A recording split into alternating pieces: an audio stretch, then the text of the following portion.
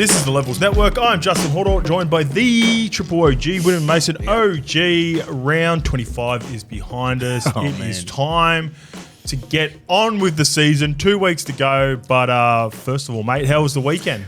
It was good. It was, I've been very busy the last sort of couple of months, and just to sit at home and just with family and just do nothing is a pleasure. Right? Yeah, just get to weekends, and I'm like, I don't have to do shit. I'm not going out that much. I don't do that much. You'd have to really twist my arm, really good, and it'd have to be a Friday, right? And everything would have to align. Yep. I've got to read the news on Mondays and Fridays, Thursdays, all that sort of stuff. So that's quickly, at 6 o'clock at night. So I can't be like long luncheon and then roll into 7. Just quickly, Matt. Or can I? I did the run home, filled in for Joel Kane on the run home with Fletch on early in the week, and Matty hit me up. He goes, "What's going on with Big Willie? Big Willie's got the 7 gig. How come you're not involved? What's happening to Levels? You two are always together." Right? We can't do it together. I said, we had a laugh. I said, mate, I'm blessed enough that I get to be on SEN here and speak to you. Yeah. And OG's killing it for us. And then he does his Fox gigs. Yeah. And then I get a few ambassador gigs. But at the end of the day, our core is Levels. 100%. And then we always get opportunities off the back That's of it. what everyone knows that. My main thing is Levels. Everything's come off this podcast, and we're all doing some good things off this. This is just great. We come in here Mondays and Thursdays. Everyone thinks that we're here together 24/7. Yeah. I said, you know, there's an editor called Lukey Stowe, who's one of the greats, thinks he makes it look like we are on the waves every fucking day. Yeah, it does. And then I said, and I explained to some people, I said, it's like hour and a half, 2 hours on Monday morning, Thursday, hour and a half max maybe for the preview. That's it, guys. They go, no way. They think that we're in here every single day. I said, do you think I wear a white shirt every day? Oh, I do, but but we're there. We come in there. It's more quality than quantity. That's what it's always been. But a lot of things are coming off the success of Levels. Yeah. Right. I go in there, and it's just like Channel 7. Right. It's probably 10 minutes of work a week. I do like 3 minutes, record, get out. It's fun. The hardest thing is finding a fucking suit. I'm in a suit, full suit, like for both days. I'm like, I've only got 5 suits. I've worn them all. Oh, so you don't have to. You can just rotate. Bro, it's a full head to toe shot of me and the Matty Carmichael. You want a bit of variety each week, do you? Yeah, I can't roll the same suit. I've worn them all. Spud rolls through the same. I've got to get Spud's connect. Yeah, Spud's got the fucking. He loves it. Him and MJ Bale, I love it. Yeah, but I got to get fitted suits and shit like that. I got to go in there again. Yeah. Oh, well, maybe I'll mix it up. Maybe there's some suit companies listening for sure. Yeah, get out the OG. Get him ready for 7, and maybe if you get him ready, maybe we might start wearing suits. But it's a good thing for if I owned a suit thing. It'd be like it's head to toe. Yeah, you know what I mean? Like it's just a full shot, shoes and everything. So I'm dressed like I'm going to the fucking races.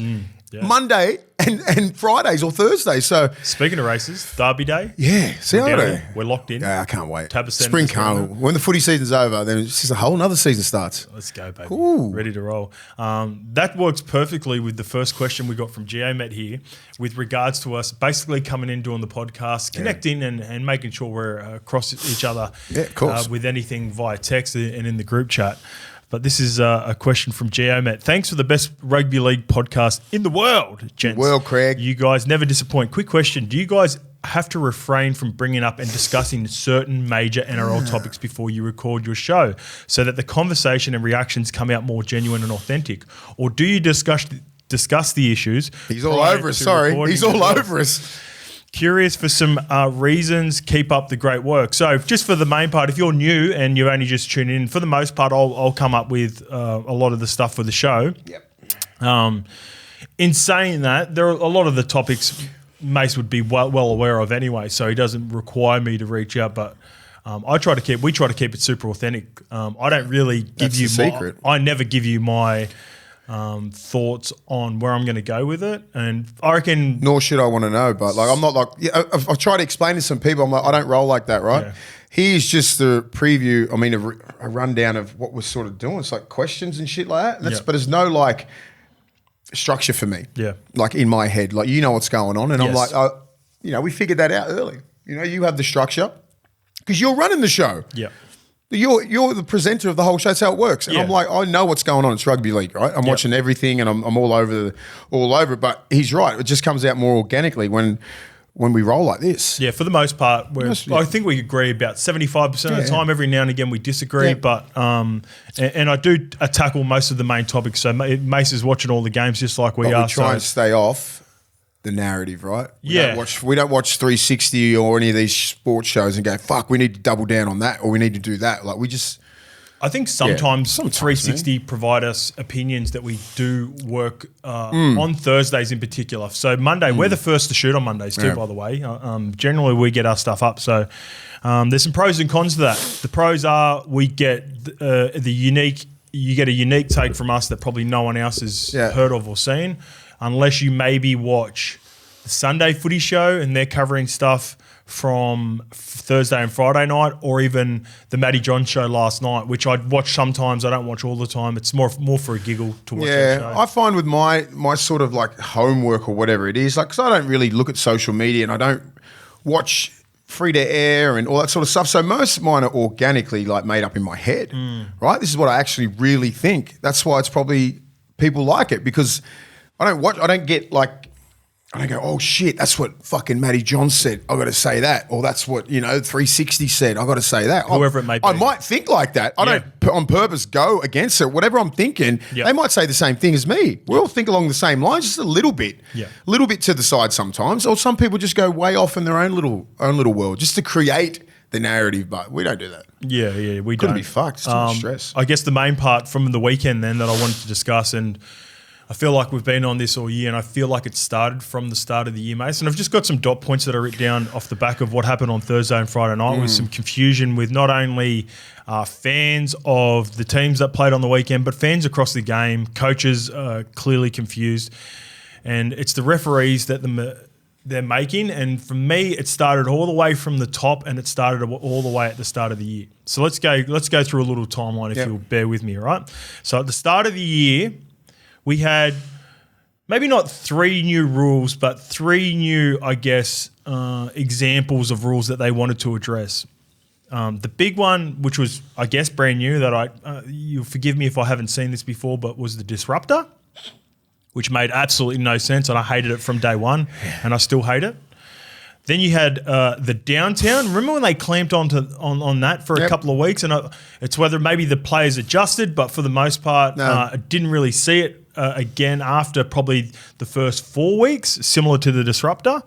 And the lifting of the leg. Now, the lifting of the leg one has created – it's something that not a lot of people bring up, and I hate it. And the reason I hate it is because they use the lifting of the leg to deter people from getting in dangerous positions. I disagree with that. I reckon the lifting of the leg penalty was brought in because Penrith do it so well, and that's how they control the ruck. Yeah, it's like Melbourne stuff, right? Yes, that's what they're good at. They're good at little things like that, moving you off your spot when you're facing this way, guys at home. Then the last little second will try and move you like. You know what I mean? The other way, just so you have to just to get back on top, or the other leg gets lifted up, and they're trying to say because of injury and all that sort of shit. But when you do it consistently, like Melbourne and Penrith, they're really the best defensive systems. Everyone's on the same page. It's when you're in a shit defensive system and you try and lift a leg up and do some stupid shit. That's when you get sorted out. Awesome. Well, I'm glad we're on the same page with that, because I don't think rules should be brought in at the expense of a team that's doing it well because they are doing it well. The rest, it's up to the rest of the league to catch up. And actually, the attention to detail that Penrith did it at was at such a high level that they shouldn't be disadvantaged. And sometimes when I see that lifting of the leg, and again, it's another rule which it doesn't get, it doesn't happen every week in, week out, because all these three penalties that are all rules or interpretations of rules, they're unnecessary. Like the disruptor is it is so unnecessary. I don't think anyone benefited from it or was disadvantaged from it in the history of rugby league. So when it's like the play the balls a couple of years ago. Hit it with your foot. You go on these big, massive blitzes for like 2 or 3 weeks and fucking throw everyone just gets in shock. The fans hate it. Papers hate it. Everyone hates it. Coaches hate it. Then it just goes away. Yeah. No one's hitting the ball with their foot. No one ever was. Do you know what I mean? Just flick it with your wrist, all that kind of stuff. You might hit it with your foot. If not, it's not a big deal. Yeah, but why did they crack down on it and not continue to crack down on it? It's what shits you with the refs. It's like, they must just sit down in these little fucking meetings and go, what are we going to do to fucking to ruin the game. No, I just think they're reactive. Not ruin the game. I think they get reactive, right? So just say, for instance, I think it might have been your mate Bulldog Richie that brought it up a couple of weeks ago with regards to Penrith not playing the ball. But if you go across the league, they do that all the time. But with the disruptor and the lifting of the leg, for instance, like what that is creating is just unnecessary angst for the referees. And this is why I'm talking about coming from the top to the bottom. Like, similar to the play the ball a couple of years ago, if everyone's doing it and making an effort, then I don't necessarily need to see someone put their foot on the board. It doesn't really matter to me. Like, it's an extra 0.2 seconds or whatever. But the point of it is creating more angst and more decisions where fans can be frustrated with referees is my point with the top of it, right? Then we sort of get through that, and then for whatever reason, the disruptor, it's not seen. All the way up until on the weekend in the Knights Rabbitohs game, Jacob Gagai was penalised for a disruptor. It was a clear disruptor on the winger Greg Marzu. But 2 nights before, I believe it was Tristan Saylor went and did it to Micah Sivo and nothing had happened. So again, even though I don't think Micah Sivo should have been rewarded on Thursday night, if you then do change your mind and then a different referee adjudicates that a disruptor happened a couple of days later, that just becomes confusing. Just fuck the rule off. Get rid of it. It doesn't need to be here. Get rid of the lifting of the leg rule.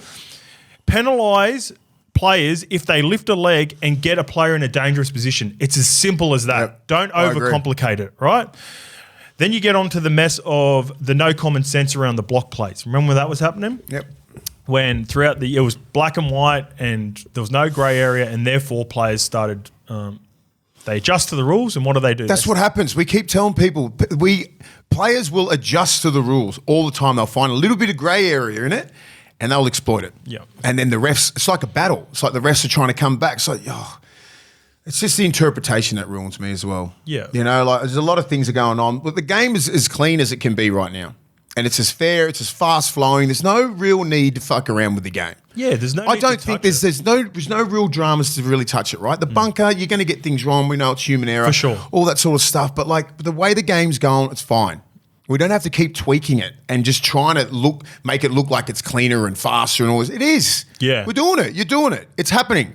It's not grubby. It's not cheap. It's not everything that you think it is. It's fucking is what it is. It's good. It's a great product to watch. I'm looking at this fucking thing a lot of the times on the weekend. I'm like, this is an entertaining game. Yeah. This is a great product. If you have a look at stuff in the 2000s, 80s, 90s, you could fix these little things up. You fixed it. Yep. You just got to keep tweaking little things. You brought up a great point. A lot of the stuff that I think happens is rather than just having like establishing what it may be to understand, and it'll come down to interpretation with the block rules is don't be reactive. Like stop being so reactive to like if someone does something well, don't change the rule because you think a team is doing it well. Like with the blocks, I think they ended up eventually sorting that out. That was sort of post Magic.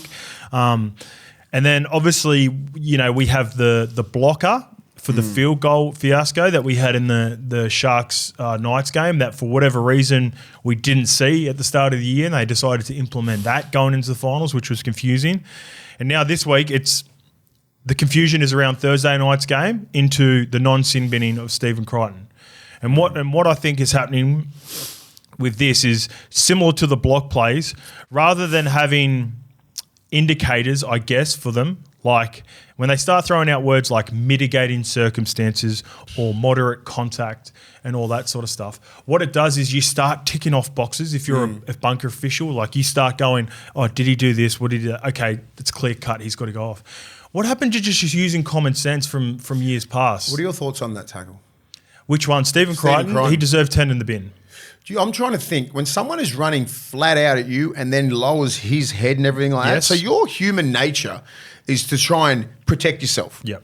That's what it looked like. I'm not standing up for critter or anything like that. I agree. I'm sitting there. Where the fuck is he supposed to go? Is he supposed to cop a hit in the head? He's sitting there. He's protecting himself. He lowers his head into his fucking shoulder. Yeah. Where's he supposed to go?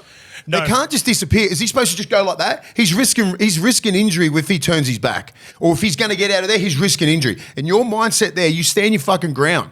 You can't just disappear. If you're a big dude, if you get hit or if you get lowered from the other angle, you can't move because, and you're standing there going, I've got to protect myself here because if you want to move around, you could get hit on the legs, you could get hit in the ribs or something like that. That's the way I'm thinking. I agree. You know what I mean? You hold your fucking ground. If his head hits your shoulder, it's fucking contact sport. That's the last part I disagree with. I reckon this is what we'll get to. So I agree with you. He wasn't going crack. No, he's standing there. So that's what all those mitigating circumstances is that. He's standing there like that. He's a big dude, Critter. He's 6'3" or 4. Yep. He lowers his head. He's standing there. If he went crack, suspend him. He didn't. He just he held his ground. He ran into his shoulder. Yeah. So there's a difference between the different levels of contact, which I'll get to, and I want to explain that, right? So although because no one goes in with intentions to ever do anything illegal, right? If he drove with his legs, sometimes you just get yourself in a position, and look, we'll go back to the mitigating circumstances. In this case, I love mitigating circumstances. There was 2 occasions. The Cam Murray one, where Tyson Frizzell was falling into Cam Murray and Stephen Crichton, they're exactly the same tackle. Both of those players didn't have any intention to follow through with the force. Unfortunately for both those guys, they got him clean on the chops. Now, that's just a part of the tackle. They probably could have lowered their target a little bit more. There's a part of protection that comes into it. Although I think most people could walk away going, all right, they didn't intend to do that, but he got him on the chops. Both those players are category 1. So they deserve to be 10 in the bin. So Cam Murray got 10 in the bin, but Stephen Crichton didn't, right? And that's not his fault. And in my opinion, it's not Stephen Crichton's fault. It's the referees and the adjudicating is the problem, right?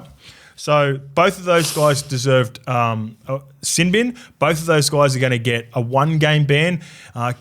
Cam Murray will get 2 because he's got reoccurring situations. Yeah, this is what I don't like. They pause the game and it goes up to the bunker. Yep. And you can't see that it's the wrong guy or he should go. You know what I mean? Like you just clearly see Critter there, right? And nothing happens. Yes. It's not Critter's fault. No, it's not. He would have happily went 10 when he's standing there.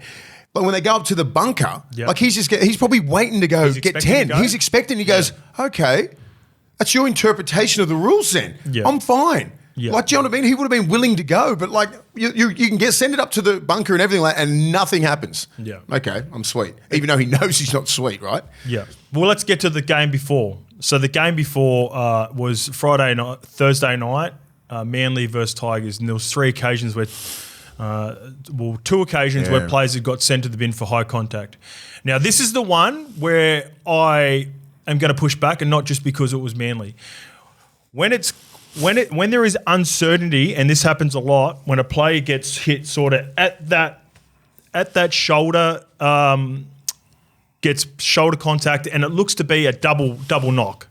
It clips him. That's when you've got to just be going, no, there was some form of doubt. It wasn't clear cut on the chops like Cam Murray and Stephen Crichton's were. So therefore, there's some grey area. Even J-Dub had a bit of grey area. Like it clips. It clips on Verrills, and then he ends up getting in the chops.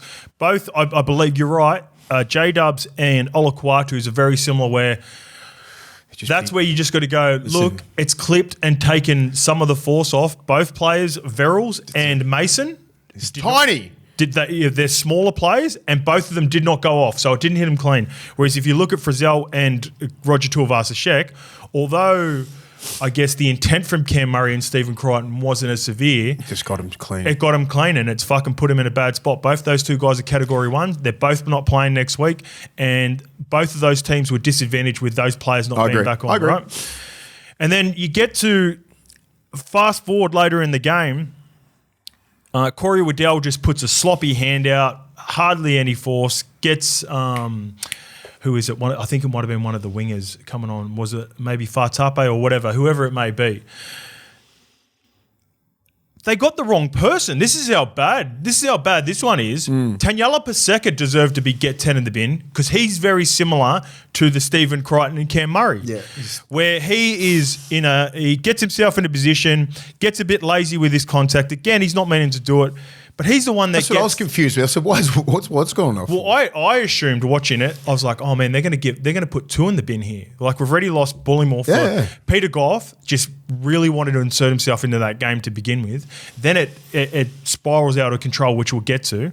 Jeez. And then it gets to this point where I'm like, oh, now there's going to be 4 players binned. And I even thought like, Bro, some of these refs need to fucking relax, eh? Well, it's the mate, and this is my point, right? This is what I'm getting to.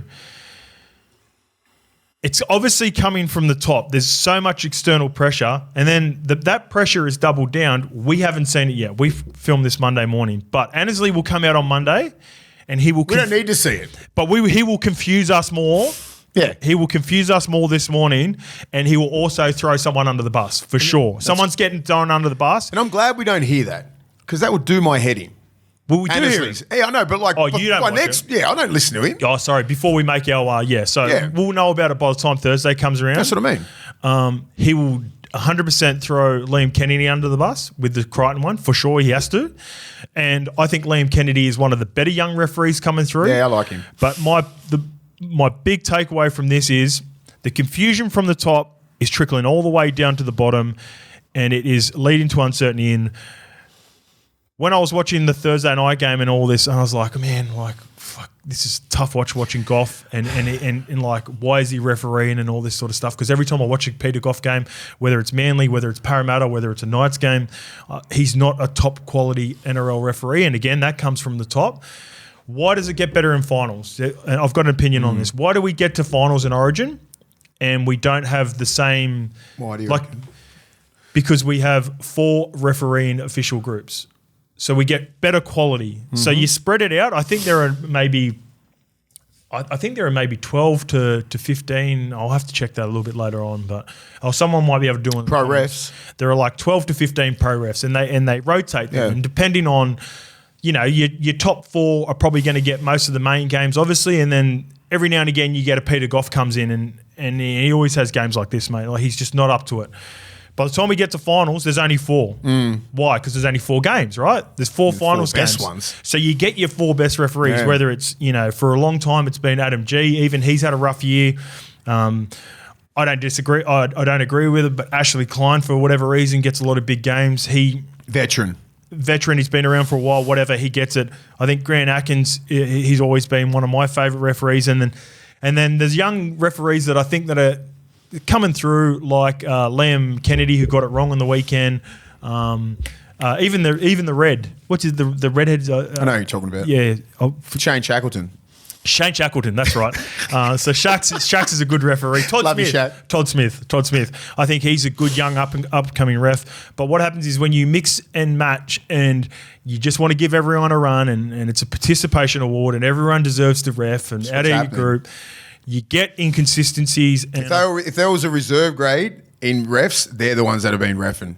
Reserve graders in first grade. Yeah. You can spot them a mile away. Yeah. They're just not as good. And it's like reserve graders when they play first grade. That's what I'm saying. Like, that's what it looks like to me. It's like, dude, you're way out of your depth. I don't know shit about reffing, but it's like, that's not it.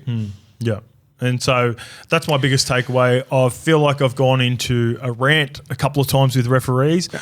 It's a waste of my fucking energy. That's why. I can't believe you know what their fucking names are. Well, because I'm like... Unfortunately, I know. Unfortunately, I'm watching every minute of every game. So am I, but I don't know their names, apart from Andrew G and Klein. Yeah, and that's a good way to probably watch the games like that. Yeah. But, I'm looking at bunker officials and I'm in tune with frustration because I look at everyone's comments all the time, Mace. I'm on Instagram, like people were frustrated, fans are frustrated. I think this will always be, but they're never gonna nail this. I know, don't get me wrong. And I can understand, this is why I'm not blaming, as in I'm not singling out the referees for the decisions on the weekend or just the bunker officials. I believe it's a system that's out of place. We went through this before, like with the money in it. They are getting good fucking money, bro. Good cash.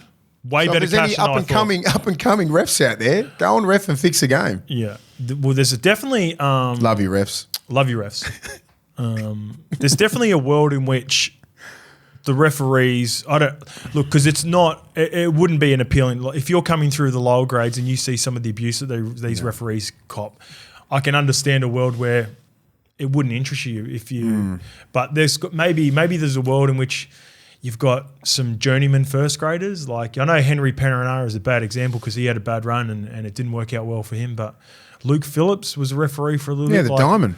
You need to get I think you need to be training up some it's just against all fucking ex-players to be refs, man. It's fucking Go on the dark side. You're not going to get that shit. Yeah. But I think there's a world in which definitely there needs to be more representation. And if there's not already, I'd imagine they would have ex-NRL players that are helping out advising Annesley and the referees, but I don't know.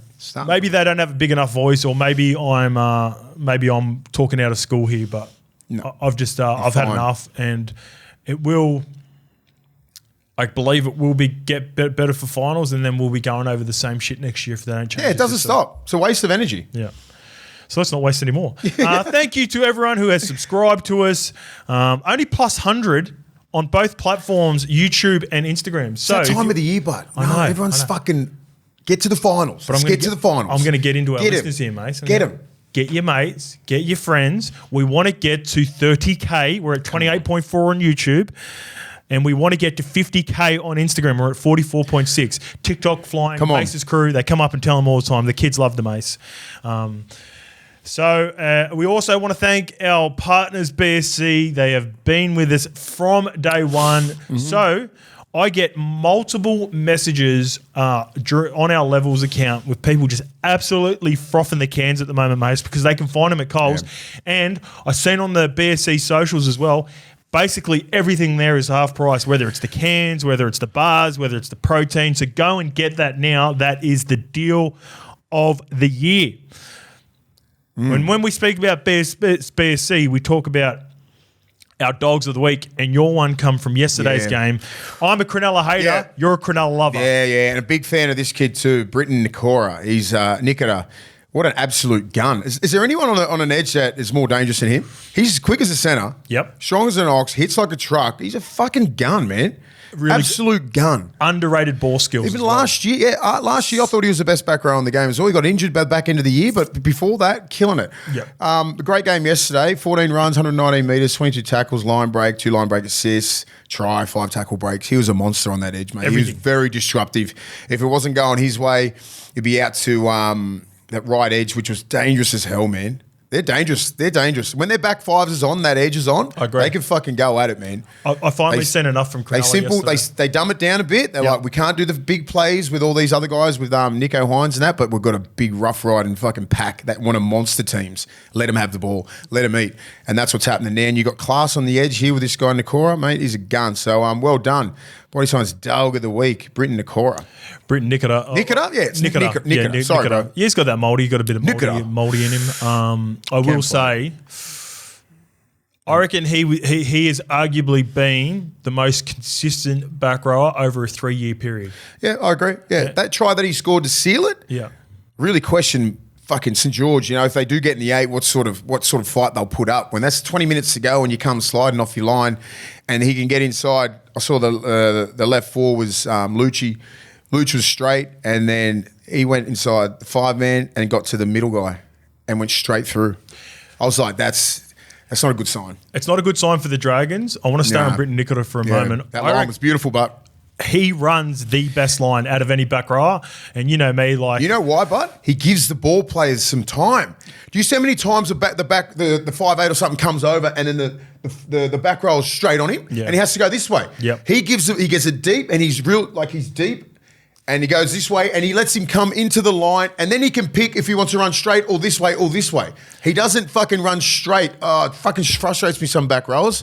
He does it the best. If you're going to watch how to run a line, watch fucking Britton Nikora. 100%. Watch how he plays. Watch his depth. If you're a young kid playing back row, watch his depth. Watch how fast he runs. Watch the holes he hits, his angles. He's fucking perfect. He's perfect. And the beauty that I love of Britton Nikora as well is he has the ability, one, you know what it is? He's got really good width. Because you know why? Width and depth. He can skip.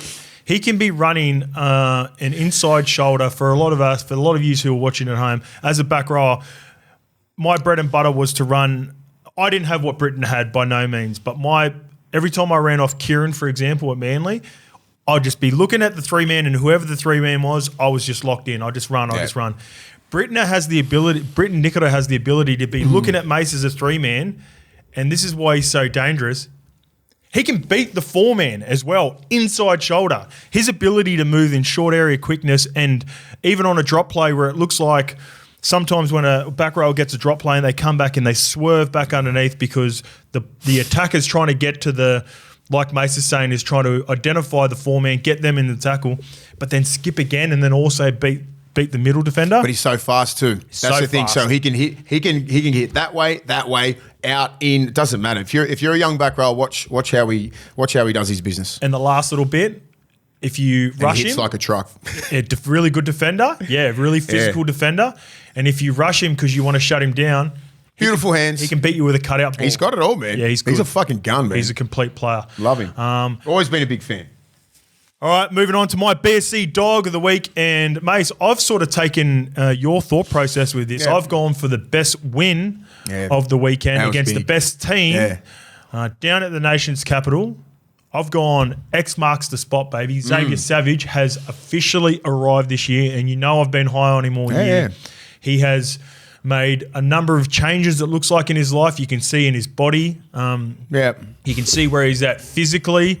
I thought the one part that has been noticeable is, we've always associated with Xavier Savage is the mad speed that he had to finish that second try, and he'll come up with, even in that first year, he would come up with some plays where you're like, not many people can do that. He jumps over Brian Toto all in the one motion, spins around, finishes in the corner, puts it down.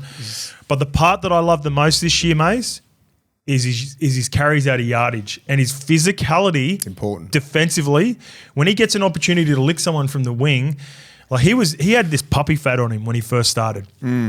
He's turning into a man down there under Sticky, and he had 14 runs for 174 metres, 51 post-contact, 7 tackle breaks.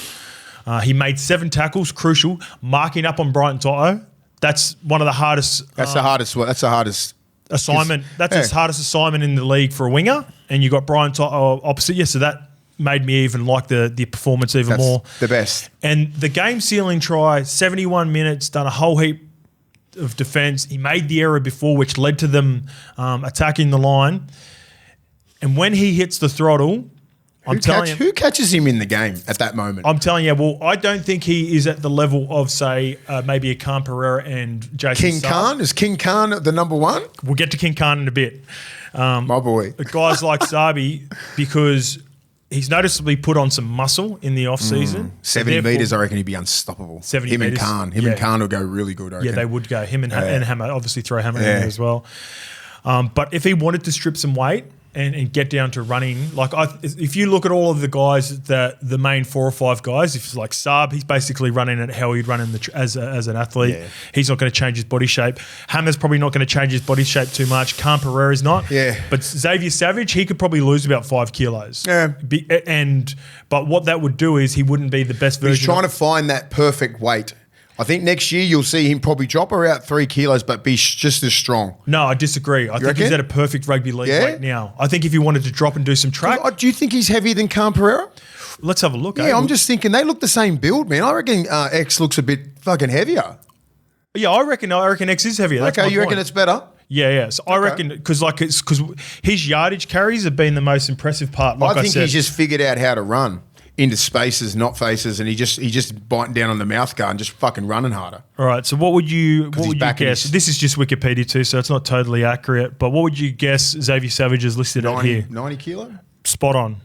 All right, and we'll go to CANBERRA. I reckon he's about 86. Yeah, I think so too. So I reckon if he got they lie about their weight too, man. Course. Wingers are wingers, bro. They're not front. I'll be putting in my weight 5 kilos lighter. They're putting 5 kilos heavier. Yeah, we always say that. Fucking all over wingers. We always say that. The big Unless boys, you Hazem El Masri. Braden Hamlin-Uele is putting 5 kilos under what he really is. I'm fucking 112 in preseason. Fuck. CANBERRA, what did you say? 86. 85. So spot on. So I think Xavier Savage, if he was purely going in for a race, he could get down to 85 kilos, but I think 90 is cherry ripe. You know, I always think, I'm like, everyone's probably thinking, we get all these best races in. If you're not making the 8, you are not doing sprint training. Come on, man. Depends on the prize money. What is the prize money? Have they said it? There is none. I don't even know if it's confirmed. You are not racing. You are not going in there just for the pride of fucking. I know what wingers and that are like, man. They'll be talking shit at training, go, I'm the quickest, blah, blah, blah. They don't want to put their balls on the line like that unless it's for this. Yeah, for cash. Come on, you got to pay these guys. You exploiting them and saying who's they all got pride and shit, man. It's like going to like a back row, who hits the hardest or who runs the best lines. You don't know. Or let's just hit each other. Let's race each other if you're a wing or fullback. Especially when there's a lot of pride in there, man. For sure. Especially when I think like Jason Saab is clearly the favourite to win it too. So for a lot of the other guys, I can see watch how many like strained hammy, strained calf, a week or two before it. Yeah. Because why would you put your pride and everything on the line unless you know you're going to fucking kill it? Yeah. The only one should be like going, yeah, I'm going to make this. Is Sabi. He's like, I'll get everyone, the back end. But you're risking injury, right? And I'm just saying, I don't think wingers ever want to peel off at 100, man. Wingers or fullbacks. If you're the fastest guy, if you're coming out, if you're running in games, right? You're running because you're playing in a team sport and that's your job, to fucking run as hard as you can. When there's this open space and you're just you and a couple other blokes, they don't ever train like that, man. No one trains like that. Not during a footy season. Not during the year. So you just you're locked in about, running those perfect lines, finishing off tries, all that sort of stuff. It's like, or fullbacks if they're going to get involved, totally different mindset than fucking going full balls out, 100-meter sprint, right? You've got to, it's a different level, man. What about if it wasn't grand final day? What about if they extended it to 4 weeks after grand final day, for instance? Got to do grand final day. Everyone did I think so. I think grand final makes. It's a part of it. They need to make grand final week in that. But then you wouldn't have could be robbed. So the two top teams that are going to play, you'd think are Penrith. They probably wouldn't. And have no one's got anyone in there anyway. Yeah. No, Penrith wouldn't. I don't think Melbourne would either. Melbourne ain't going to have anyone. Roosters don't really. Xavier Coates. Yeah, I don't think Coates would put his hat in there. No, I don't think he's that. I don't think he's top 5 fastest. I think Xavier Coates is similar to my thought process with Xavier Savage. He'd need to drop 5 kilos to get, but he has rugby league weight, which would be a disadvantage. It's a bit different. I just don't think players would want to really test themselves at 100%. I think some would. Yeah, I think if there's some money, man, you ain't doing it just for the sake of saying, yeah, I'm the fastest man in the NRL. Yeah, you're not doing it just for that. They're gonna have to work out a way to financially give these kids some money, man. Yeah. And also, when you clip this up too, like you put this in, my early shout, I've said this before, but I want it to be documented with my BSC Dog of the Week. Xavier Savage will play Origin next year. Oh, all right. Yeah. I can see that. Yeah. Another big preseason. The tough love that he got from Ricky has served him really well. He's got great leaders down there, like a guy like Jordan Rapana who can learn from. He's played multiple test matches and got Ricky there too, man. Ricky, Joseph Tarpanay, we'll get to them in a bit. Yeah. There's definitely some. I've got some question marks around them and around. Even though they're young, they do have some signs of being really improved next year. Yeah, they've always. He's a big part of it. They recruit so well. They're always a good club, Canberra. He retains really well. Yeah. You want to play for Ricky, that's why. Yeah, we'll get to that in a bit because I've got that in the breakdown. Here's one with regards to we were talking about the Hall of Fame and Immortals last year. Matty Johns actually tossed this up to me on radio last week as well. Matty Johns was talking about a winger named Brian Bevan. So I don't know if you've heard much about him. He was Tommy dude, isn't he? He's an Aussie. So he was a World War II vet whose ship was in England when the war ended. So he got to start with Warrington, pardon me. Came home to Sydney with his ship and then went back to Warrington. He played 670 games and scored 757 tries. Brian is the Australian, he's in the Australian and England Hall of Fame.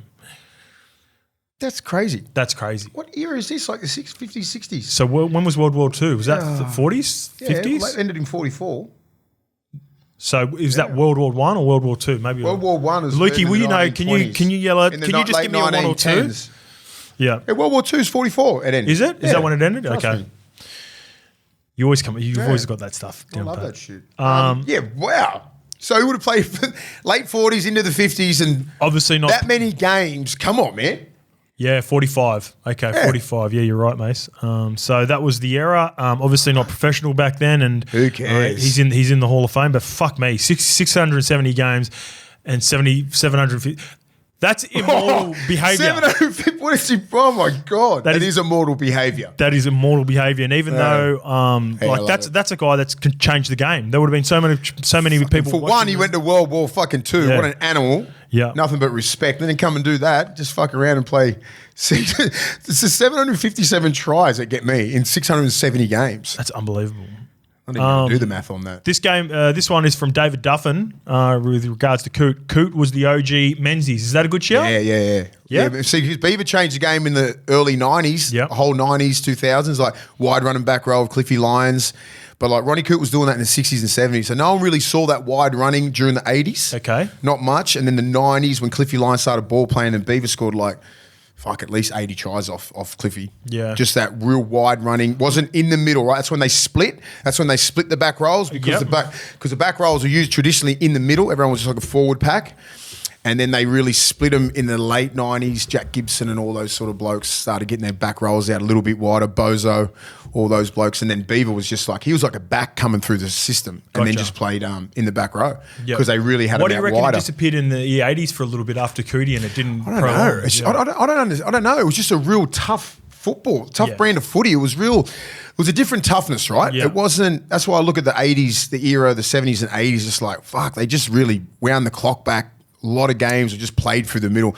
Dogs of War was created, and same as Parramatta, 4 premierships each in the 80s. Yep. And what was it based on? Yeah, just going through predicated the front door. on just fucking front door shit and real tough stuff. You know, like just there wasn't really that much flamboyancy played, but it was just tough. The toughest team always usually won. And then I think speaking of toughness, anything else? No, I was just trying to think the whole 80s. I was just watching it, it's just a different era. Like guys like.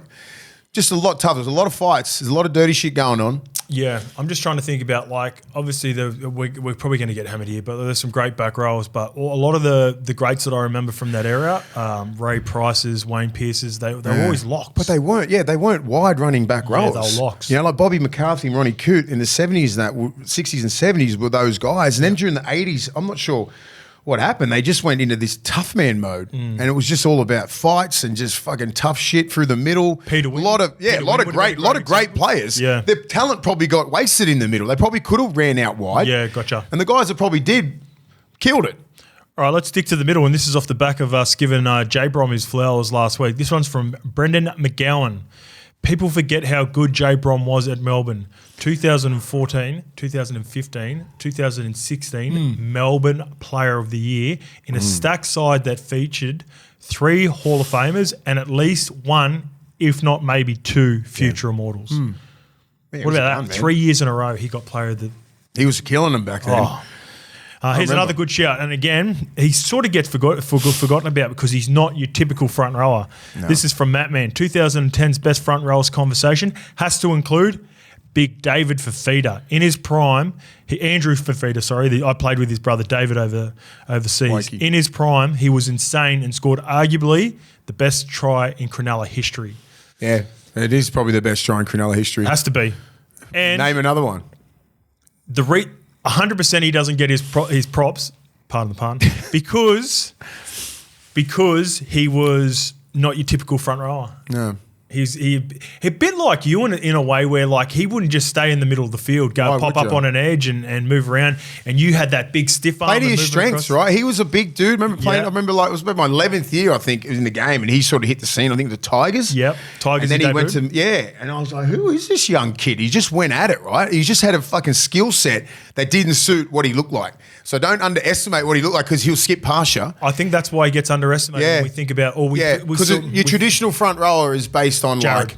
Yeah, your Hargraves, your Paul Harrigans and all that sort of stuff. Glenn Lazarus traditionally in the middle. I was like, I wasn't your traditional front row either. I could play back row and all that sort of stuff. So you pride yourself on just playing football, right? And I think he epitomises what footy is. He can just be anywhere. He's got the skill set and he's fit as hell. Don't sleep on him. Injuries just derailed his career. Yeah. That was it. But even then, like, what would he have He was playing on one leg, man, for about 3 or 4 years. Yeah, at the death, he Big was Bob really goes good, mate. He was really busted. And because he said some outlandish shit, right? Well, you and know that sort of goes against him. Also because of he walked away from Origin too. Yeah, to go play for Tonga, which now we look at it, everyone praises him for that. Yeah. But at the time, he was a big deal, man. He was a defector. Yeah, you know. So some of the things he said, I think, leading up to the grand final, and I think he would have got that Clive Churchill. He deserved the Clive Churchill. He deserved the Clive Churchill. No disrespect to Louis. Love you, Louis. Louis he was fantastic in that grand final, but Bob was easily the best front rower and best player on the field. Agreed. And then he made that call the year after to go to Tonga, him and Taumalolo. So that public The public was not on his side. Yep. And when you're like that, it's like me, similar to me as well. Like when they don't support you like that, you don't. Me personally, don't give a shit, and I don't think he gives a shit either. So we're unapologetic like that. In saying that, I think both you guys will be I don't know. Like I think you're a Hall of Famer, and I don't want to embarrass you on here, but I've said this before. I think you two guys, when it comes to those sorts of awards, which it shouldn't be, we both love NFL, and the great example is how long it took Terrell Owens to be put into the Hall of Fame, and that was because he probably spoke his mind. He was a bit of a rogue, and that goes against players sometimes like that, where again, even for me, and you know how much I love the game and respect everyone that's played it at a high level, even I forgot a little bit about Andrew Fafita because he doesn't get those raps in the media like he should, and I guess the same as what you got. So good shout, Matt. Time heals everything a lot. For sure. You just got to take your time. For sure. At the end of the day, everyone will appreciate the way that you played. And if you're a rugby league head, if you know the game, and you know the game, you appreciate those players anyway. You don't need the titles to be associated with it. This one is from John Chadwick. Love your podcast. I am living in Vietnam for a year, married to a lovely Vietnamese lady, and I watched the game through an app. For 50 years, I've watched and debated over the rules, and now I have a unique situation: explaining the game and rules to an American. He sees something happen and I explain to him the rule and why it is a penalty. The same thing happens again and no penalty. When he asks why, my best response is fuck if I know. How can I explain rules to someone when there is no consistency? Will someone tell Annesley to explain where players are supposed to go when he says they are blockers? A special note of praise to Willie Mason for the support he shows the players struggling with mental health issues, which is dear to my heart, and I have struggled through my life as well. So, John, go and watch the start of the show. John, if you've missed this, appreciate the message. Caught up with Corey Norman on the weekend too, just got back from Vietnam. Have you ever been there before? No, I haven't. Yeah, recommended it. Yeah, It's a little bit different.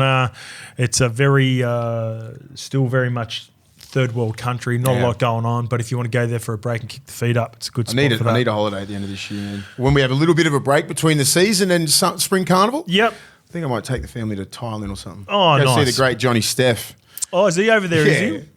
Loving life. When Lukey, because Lukey prides himself on his captions, when he did the Johnny Steph a couple of weeks ago, he spelled Johnny Steph with as in Steph as in Stephanie. It's Johnny Steph with a E. Stephenson. Oh, was it the? Oh, okay, that hurts. What's that? He got AI'd. Damn it, he got Iverson. All right, let's go to Jamie Vaughan. One of the best crowd calls I've ever heard in rugby league happened back in the day when Mason was playing for the Dogs against St George. I don't know if you remember this. I do, because it's my man. Saint halfback Willie Peters took on the line, testing the tide forwards late in the game. Mason put out an arm Left about arm. 8 foot. It was 2001. Oh, Willie Peters. Oh, good. 8 foot long, caught Peters across the chest, then lifted him and slammed him on the back one-handed. From somewhere over my shoulder came the call, ha, ha, ha, our Willie is bigger than yours. The great Willie Peters is great. He's a coach for Hull KR now, Legend. right? A legend guy. Yep. I remember him, right? They're doing really well too, by the way. They're top of the ladder. But so he was a year older than me, and back in the 90s, they used to have the CHS trials in Toronto. Yep. Lyle Peacock. So I used to go down there as a young kid all the time, and I watched him train and everything like. I played in those as well. Yeah, same spot. Well, Lyle Peacock is probably like. I'm a little bit west, Toronto West. It's right there on the borderline. Anyway, so I was a young kid. I think I was about 15. I knew who Willie Peters was, right? I just told him the story, and he just like, no fucking way. And I went down there to watch the CHS Metro sort of train. Yep. I was like, oh, that's Willie Peters and all these fucking guys that I sort of knew because I was a massive fan of sport all the time and just rugby league. And he took his time out. He's only 16, 17. I think he was in the Opens, right? And I was 15s. And he come over and said, oh, yeah, young kid, you play this and that. And I was like, yeah. And then, that was my fucking highlight for ages. Mad. And then when I come through the system and went up playing against each other and hanging out and having a good time, I always remind him of that. That's why I fucking love him so much. Because he didn't have to do that. He was 16 years old. He's 16, 17. He was a gun schoolboy and everything like that. And then we come through the system together. But I remember little things like that for fucking ever. That's mad. Yeah. I had moments like that. And I felt bad hitting him then. Yeah. I felt bad for about a second. Because you see me laughing because he tried to step on my inside shoulder. I was at marker and then he come back this way. Just grab him one hand? hand It was one arm. It was like a rock bottom. Oh, it's so good. I've only met Willie a couple of times and he was so nice. What a fucking man. And mate, he's doing really well over there. He's a great coach, mate. He's been around the system for ages, man. That's my next question. He's always ahead of like a lot of other. Was he at South's coaching as well? Yeah, he was in the system there, St George, a lot. He was with the St George system, and then they just got all messed up, and Baz left, and all these other guys, Rolsey and all those sort of guys sort of left. That was his crew. Yep. And then he just thought he made the big leap to go over there. So I'm glad that he's doing well over there because his brain is fucking ahead of the game, man. Awesome. All right, He'll be a future NRL coach. Okay, I like that because I reckon all young coaches should go over and 100%. Do a stint in the Super League, just like Willie Peters. Yep. And on the weekend they played Big Slam and Sam Burgess, I think. How'd they go? I think both of those teams are up the top. Hull KR, I believe, are leading the competition so far. I wonder how big Sammy's going if he's changed into an old coach. Mate, does he look stressed? I'm going to have to give him a call. No, you've got to watch the content. So he got mic'd up for some content. You'll froth it, mate. It's so good. I love him, mate. If you know Sammy, you know Sammy. Yeah. And he's going to kill it, mate. He's going to come back here in a couple of years after Wayne's finished at South. He'll coach South. Yeah. And he'll... If Wayne can't win him a comp, Sammy will. Well done, Sammy, too, on Hall of Fame, too. Yeah. I forgot that he was in that. Because everyone was worried about Ronnie Coote and that. That's massive, too. He's only been retired for 5 years. Yeah. His first ballot Hall of Famer, which is great and well-deserved. You're well-deserved. Yeah, he come over here, massive hype. Yeah. Massive hype. As big a hype as probably... anyone. Maybe since Sonny, like Sonny in 04 had that sort of hype when he was coming through. Yeah, but like Sonny wasn't made yet. Sonny was coming through as an 18-year-old. This kid was already killing people overseas. Yeah, with the Fui hit. Yeah, I was like, fuck, who is this guy? I remember he come over and I was like 31 or 32. I'm like, fuck off, mate. Yeah. Just, you've got to pick your battles. Like, he's a young bull. I was like, we always talk about this now. It's like, fuck, if we had played together or played with each other or against each other as the same age, it would have been fucking great. But then I'm like, I'm not going against this young kid. Yeah, yeah. You just sort of know your battles. Like, yeah, Sammy. He just had that real aura. He could fucking hit hard. He had that hit. He could hit as hard as Morley. Yeah. But he had a mad skill set. That's what puts him above Morley is his running game. Oh, there we go. Moz was a gun. Like I think he just found it hard to fall into the Roosters sort of system. Yep. He was mad off the 9, but he got a little bit wider. Like, I don't know, like he was a little bit more stiff. Yeah, he wasn't as fluent as Sam Burgess. Sam Burgess is like 2.0 of Adrian Morley. He's the next 2010, and Moz was the 90s, the mid 90s into the whole 2000s. You know what I mean? And then when Sammy hit, he probably his game was another level. He had a little short pass game. He could hit like a truck, play 80 minutes. Like, he was the full package forward. I haven't seen that for a while. For ages, especially the Pommies, right? He was the full package as an Englishman, as a rugby league player. That's who you'd want to put it into. He was 6'4", 110 kilos, hits like a truck, fit as hell, great person, great captain. That's why you play for him. He was basically Moz with attack. Yeah. Moz was straight up and down. Moz was straight hitter, straight lethal hitter, assassin, bang. Assassin. What hit me then? Right? I remember he hit Glenn Hughes one time. So, like, we're at Sydney Football Stadium. I think it was in 2002 or something like that. So, Dodge, his nickname, Glenn Hughes, pushed in front of me, right? I said, all right. Failed to dodge. Yeah, failed to dodge. And I knew Moz was there. So, I'm out the back of Dodge. I'm like, I was thinking he's going to tip it, and the key was call shooter. Shooter. I called it, didn't dumb it. Moz cleaned him up left from that way there. Moz hit him with a fucking left, and then Dodge was just on the ground. Like, it was like someone just sniped at him, like bang. I want to. Yeah, just hit him, and then I was be able to find that. And then I was behind him going, told you to pass it, Dodge. Hit him from nowhere. I could see it. I could say, shooter. Bang. Just before I said the last shooter, he's hit. Because he was so quick. But you know why people do that? Because if you tip and you expose yourself, you're going to get hit no matter what. So at least you bring the ball back and maybe get licked. Yeah, but like, see, back then, even if he passed, he's going to get licked. You might as well pass it. But because Moz used to fuck up a lot of defensive things, right? Yeah. And ruin your attack, you'd have to call shooter really early. Because what do you want to do? He'd want to get, so you say if you're on the right side of the post and he's defending at right 4, he'd follow the ball in the air. So if you weren't throwing fucking lasers, he's getting to you. Like you lob it up and you do not throw a shit fucking end over end ball for 10 metres. He'll hit you before it. You've got to let it rip, right? Yeah. So he would pick on that. The 9 would be a long ball, a 10-metre ball. By the time you catch it, he's in your face. Like, dude. Game over. You got to look. It's always used to get the ball here. And where's Moz? He's the only sort of bloke I'd look for because I knew he'd be on the right 4 there. Like, early ball. If I saw him, I'd just fucking pass it, right? But if you're old school like Marco Mealy, he wouldn't give a fuck. Yeah, they embraced it, didn't they? He just wanted the hit. I'm like, you know what? I can't help you, Ogre. Yeah, you do you. You do you, mate. And he just like, even they just go at it. My welcome to first grade moment was on Sammy. I tried to shoot out of the line. I tried to do a Morley on Sammy, and it didn't happen. You can pick your battles sometimes when you hit. It's like trying to do that. That was his first year. Trying to do that to Petro, right? It was my first year. 2010. Yeah. So you didn't know about the reputation as much. Yeah. I quickly learned. I think I was like maybe 5 games into my NRL career, and I realised he was built different. Don't do that again. Yeah. He only caught me last minute too. I caught him by surprise, but he just turned and just went bang. Yeah. But Steve, when you're 6'4" and 5", and you come here, if you're here, and then you just all you got to do is brace yourself, right? Yeah, that's all he did. James Bracey. This one's from Andrew Webster. Scope is. Thanks for that, Webby. I thought he was too busy coaching. Who's that? Oh, yeah. Andrew Webster. He loves us. Texting all the time. It's actually not the coach. It's the Sydney Morning Herald columnist. It's Webby. He's a fucking legend. Yeah, he's a good fella.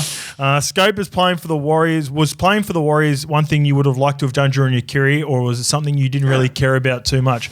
I put this in because, I did want to play for the Warriors at one point. Yeah. After I left Manly, or I was moving on from Manly, went over to the Super League, there was 2 clubs I wanted to sign for. I wanted to re-sign at Manly. Wasn't the case. Trent Barrett was coming in. I wasn't a part of his plans. And I asked my management to reach out to the Warriors because I would love to have played for the Warriors. But they weren't interested. I don't know who the coach was at the time. But my dad finished his career, an NRL career at the Warriors, and it's something I would have loved to have done, whether just for a year or whatever, but didn't eventuate. I had an opportunity to go there. Yeah, did you? Yeah, I was like, no. Too early. I don't know. I think it was after my Manly stint, like after Newcastle, right? I was still playing at a high level 2014. Oh, and then before I come to Manly, there was a few rumours. Sammy goes, Warriors? I went, fuck no.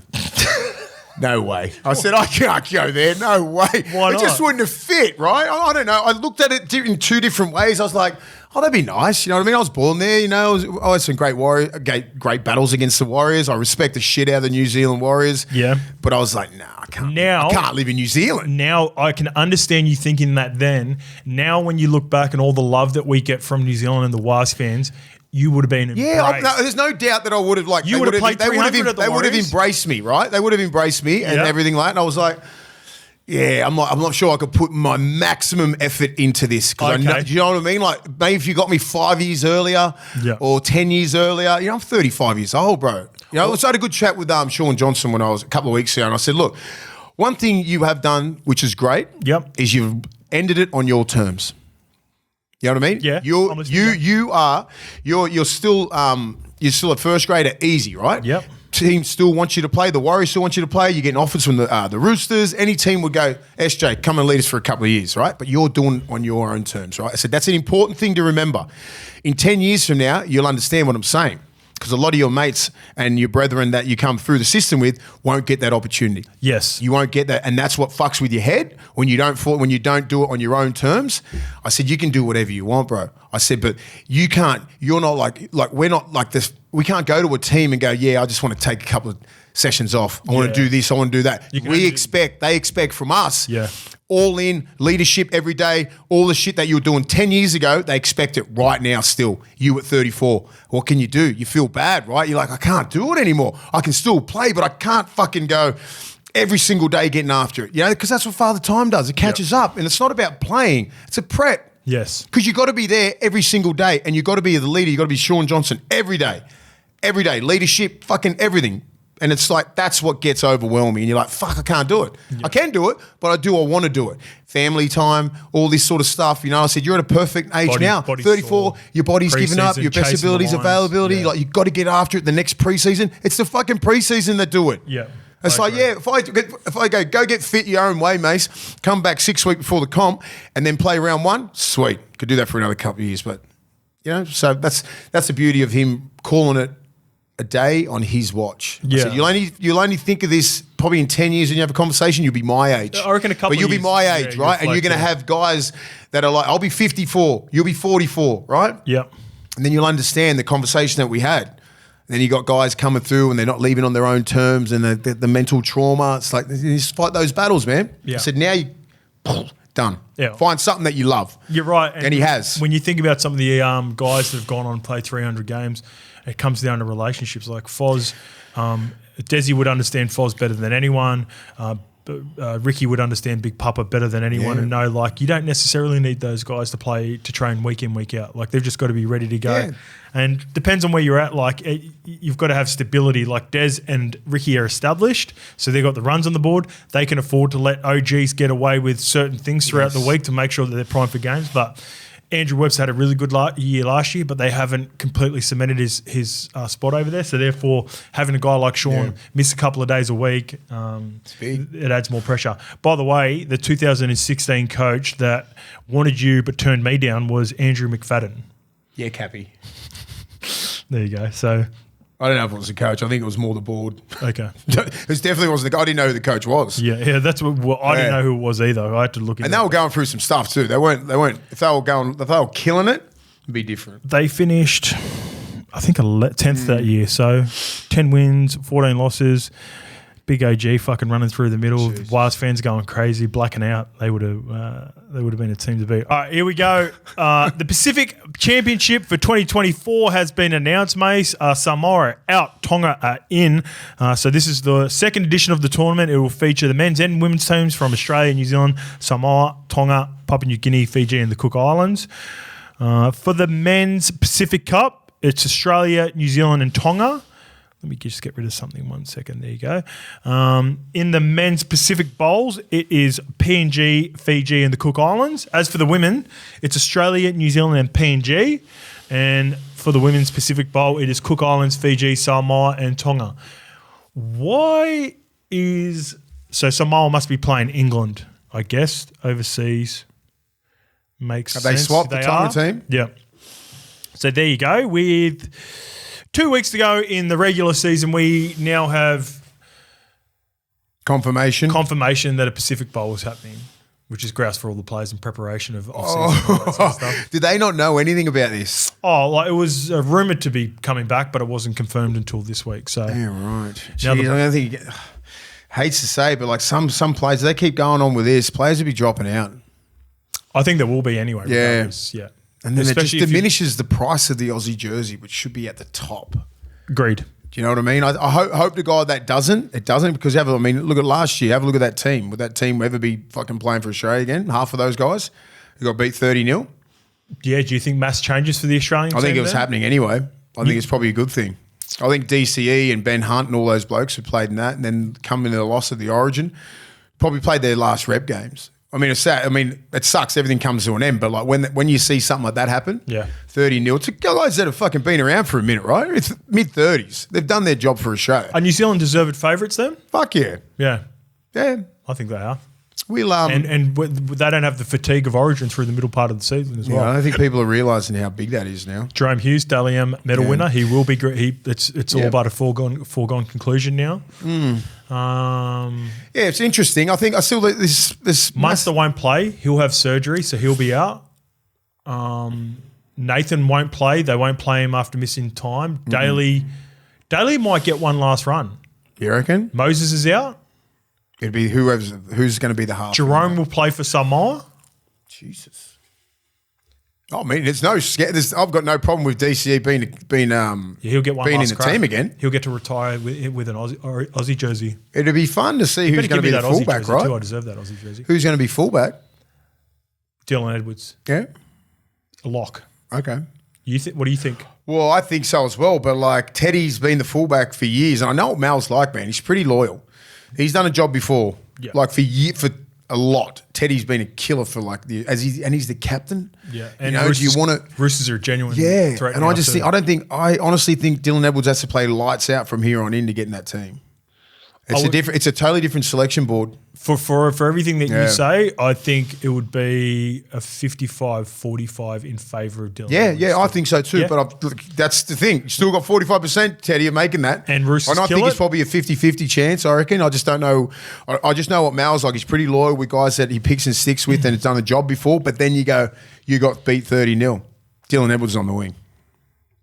Yeah, well, So it's like, well, you just got to draw a line in the sand. If you're going to go that way, you might as well go now. You got the best chance to go, all right, Dylan Edwards is my boy. But yeah, you can't say you got beaten 30-0 with Edwards on the wing. I'm not saying, Teddy was fullback. Yeah, I know. I'm saying that, but like you could just say Dylan was a winger. He was fullback. Who gets the best deal?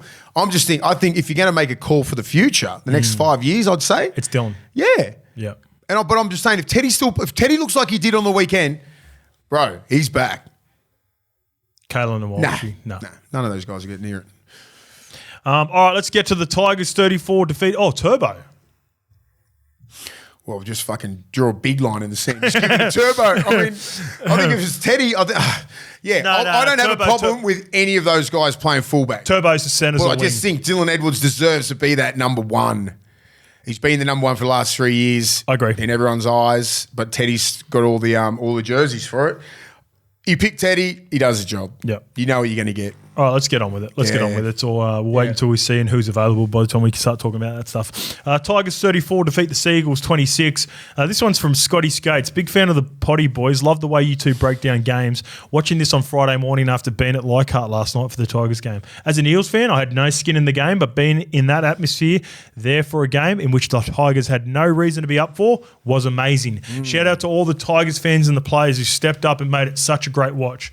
Yeah, they were given a few chances with so many sin bins, but so many positives to take out of it moving forward for the team and supporters.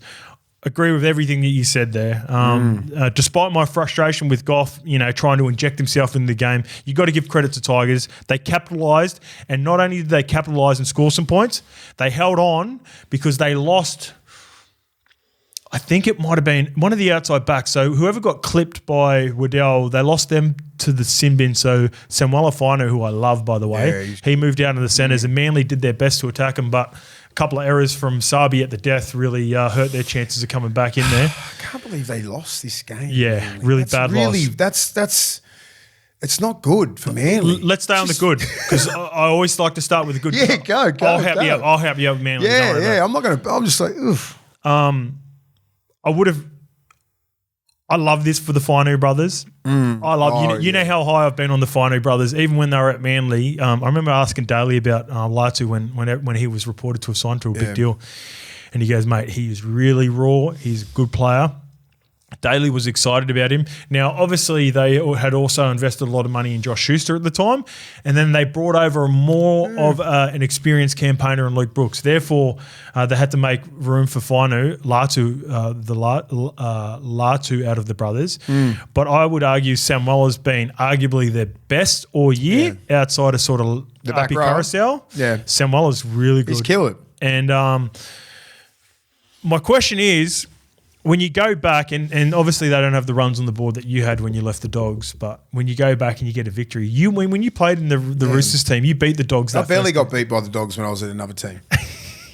Talk to us about what. Serious. Like you just have that like when you're recruited by the Dogs and everything like that, and you leave the circumstances that I left. Like you want to beat them all the time. Take it personal? Yeah, you do. Yeah. And these young kids here, they were recruited by Manly. Yep. Both of them scored. Yeah, they went over there from their hometown, so they expected to play 10 years at Manly. They're Western Sydney boys, but they've come through the grade. I'm just saying, but like they're Western Sydney boys. They got recruited at Manly, so they expected to play there for at least till they played 50 or 100 games. You think so, yeah. And then they get shafted like that in those terms, and then you are filthy. They're probably more filthy than I was. I played 10 years at the Dogs. Yeah. It's a different level. Now they got a whole career that all these other teams like Manly are going to regret. And that's where, it's like guys coming out of college getting undrafted and all that sort of shit. You just have that, why'd you pick him over me mentality? Yeah. I didn't have that. I just left on my, I got my own reasons. And it's just like that, but your reasons also added to your... Yeah, reasons added to the fuel. Yeah. So it's like... I get it from their point, and they'll be adding up these wins against Manly. Yeah. And it's going to be the thorn in their ass for years, I think, Manly. What about you new boys? What about Tigers still almost costing Brooksy his first final? Can you imagine if they can't now? That's impossible. No, they're locked in now. Yeah, they're locked in. They won that draw's got them locked in against the Warriors. Yeah. So the two teams that lost, so the Dragons and Dolphins losing, locked in. Yeah, I saw that. I was like, imagine if it cost them. God, Brooksy, yeah.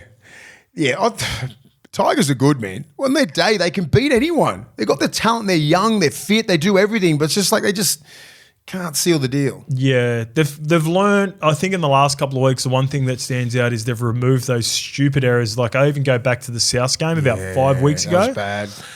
Every time they scored a try, they would hand it over like tackle 2 or 3. So they've found the balance now. Yeah. They're competing a little bit more. I like Isaiah Papali'i through the middle. Api Carousel, he is the best possible example for all these young kids coming through, and the youngest of them all, and with the most potential was Lachlan Galvin. Yeah. And he's always on ball, mate. He's always on ball. So no matter what, whether they win or lose, you know that he's had a crack. And he's always got a smile on his face. Some of the shit he does is can't coach, right? He's just some of the balls he throws, where he shows up, his support play, all that sort of shit. You can't coach that. Well, you know what it is. You know why you can't coach it? It's just intent. Like he wants to be involved in the game. But he's just got a real good knack of reading the game and seeing where it's going to unfold. And then, boop, there's Lachie Galvin. You're right. He does have a good Or just comes out and boom, throws that last ball. You know, it's like, fuck. Like what he did against Para. It's like, where the fuck did he come from? Changes hands, bang, right, left, right palm, bang, straight back inside. Like that shit you can't coach. That's just instinct. He just gets it and attacks it. And you just love to see that sort of football from a young kid. He's 18, bro. Just come out of school. What's he going to do in 3 or 4, 5 years? He's going to be 23. He's going to kill the game. Imagine when he's 20. That's why you've got to lock that kid in, guys. Yeah. What are you doing? Just offer him everything. Well, yeah, you're going to offer him big money. I think it's less about the money that they offer Galvin. Galvin needs to see something at the start of next year. And it's up to Jerome. Jerome's the best recruiting tool for Tigers. I think he'll get into pre-season. Lachlan will see what a championship mentality and training efforts look like watching Jerome, and he'll decide then whether he thinks that Jerome can, just like Crit has done at the Bulldogs, whether they can transfer over to the rest of the players, because he sees it with Api Carousel, but Api Carousel gets left by himself. It's like when Kicks and Birdo were trying to, this was working at the Panthers, and then you get an extra couple of guys. I think a guy like Taruva, even though he's not playing for him at the moment, he can bring over some good traits I think next year it'll be like that. I've seen enough with the Fainu boys and a couple of their young guys. They should be a lot better than what they are. They should be. And they're probably going to look at this year and go, fuck, what happened? I thought we were going to at least fight for 8, 9, 10, 11, 12 around there in the middle of that group, instead of being way down with Para. Or Parramatta's probably got different thoughts as well. But yeah, Manly's fucked. I can't believe they got beat. I mean, is it a good Tigers? Is it a good Tigers or a shit Manly? It's a shit Manly. It was all right. I mean, they scored some decent tries, but the defensive reads, what's Brooks sliding out on that Seafath for? That's bad. What do you fucking want him to do?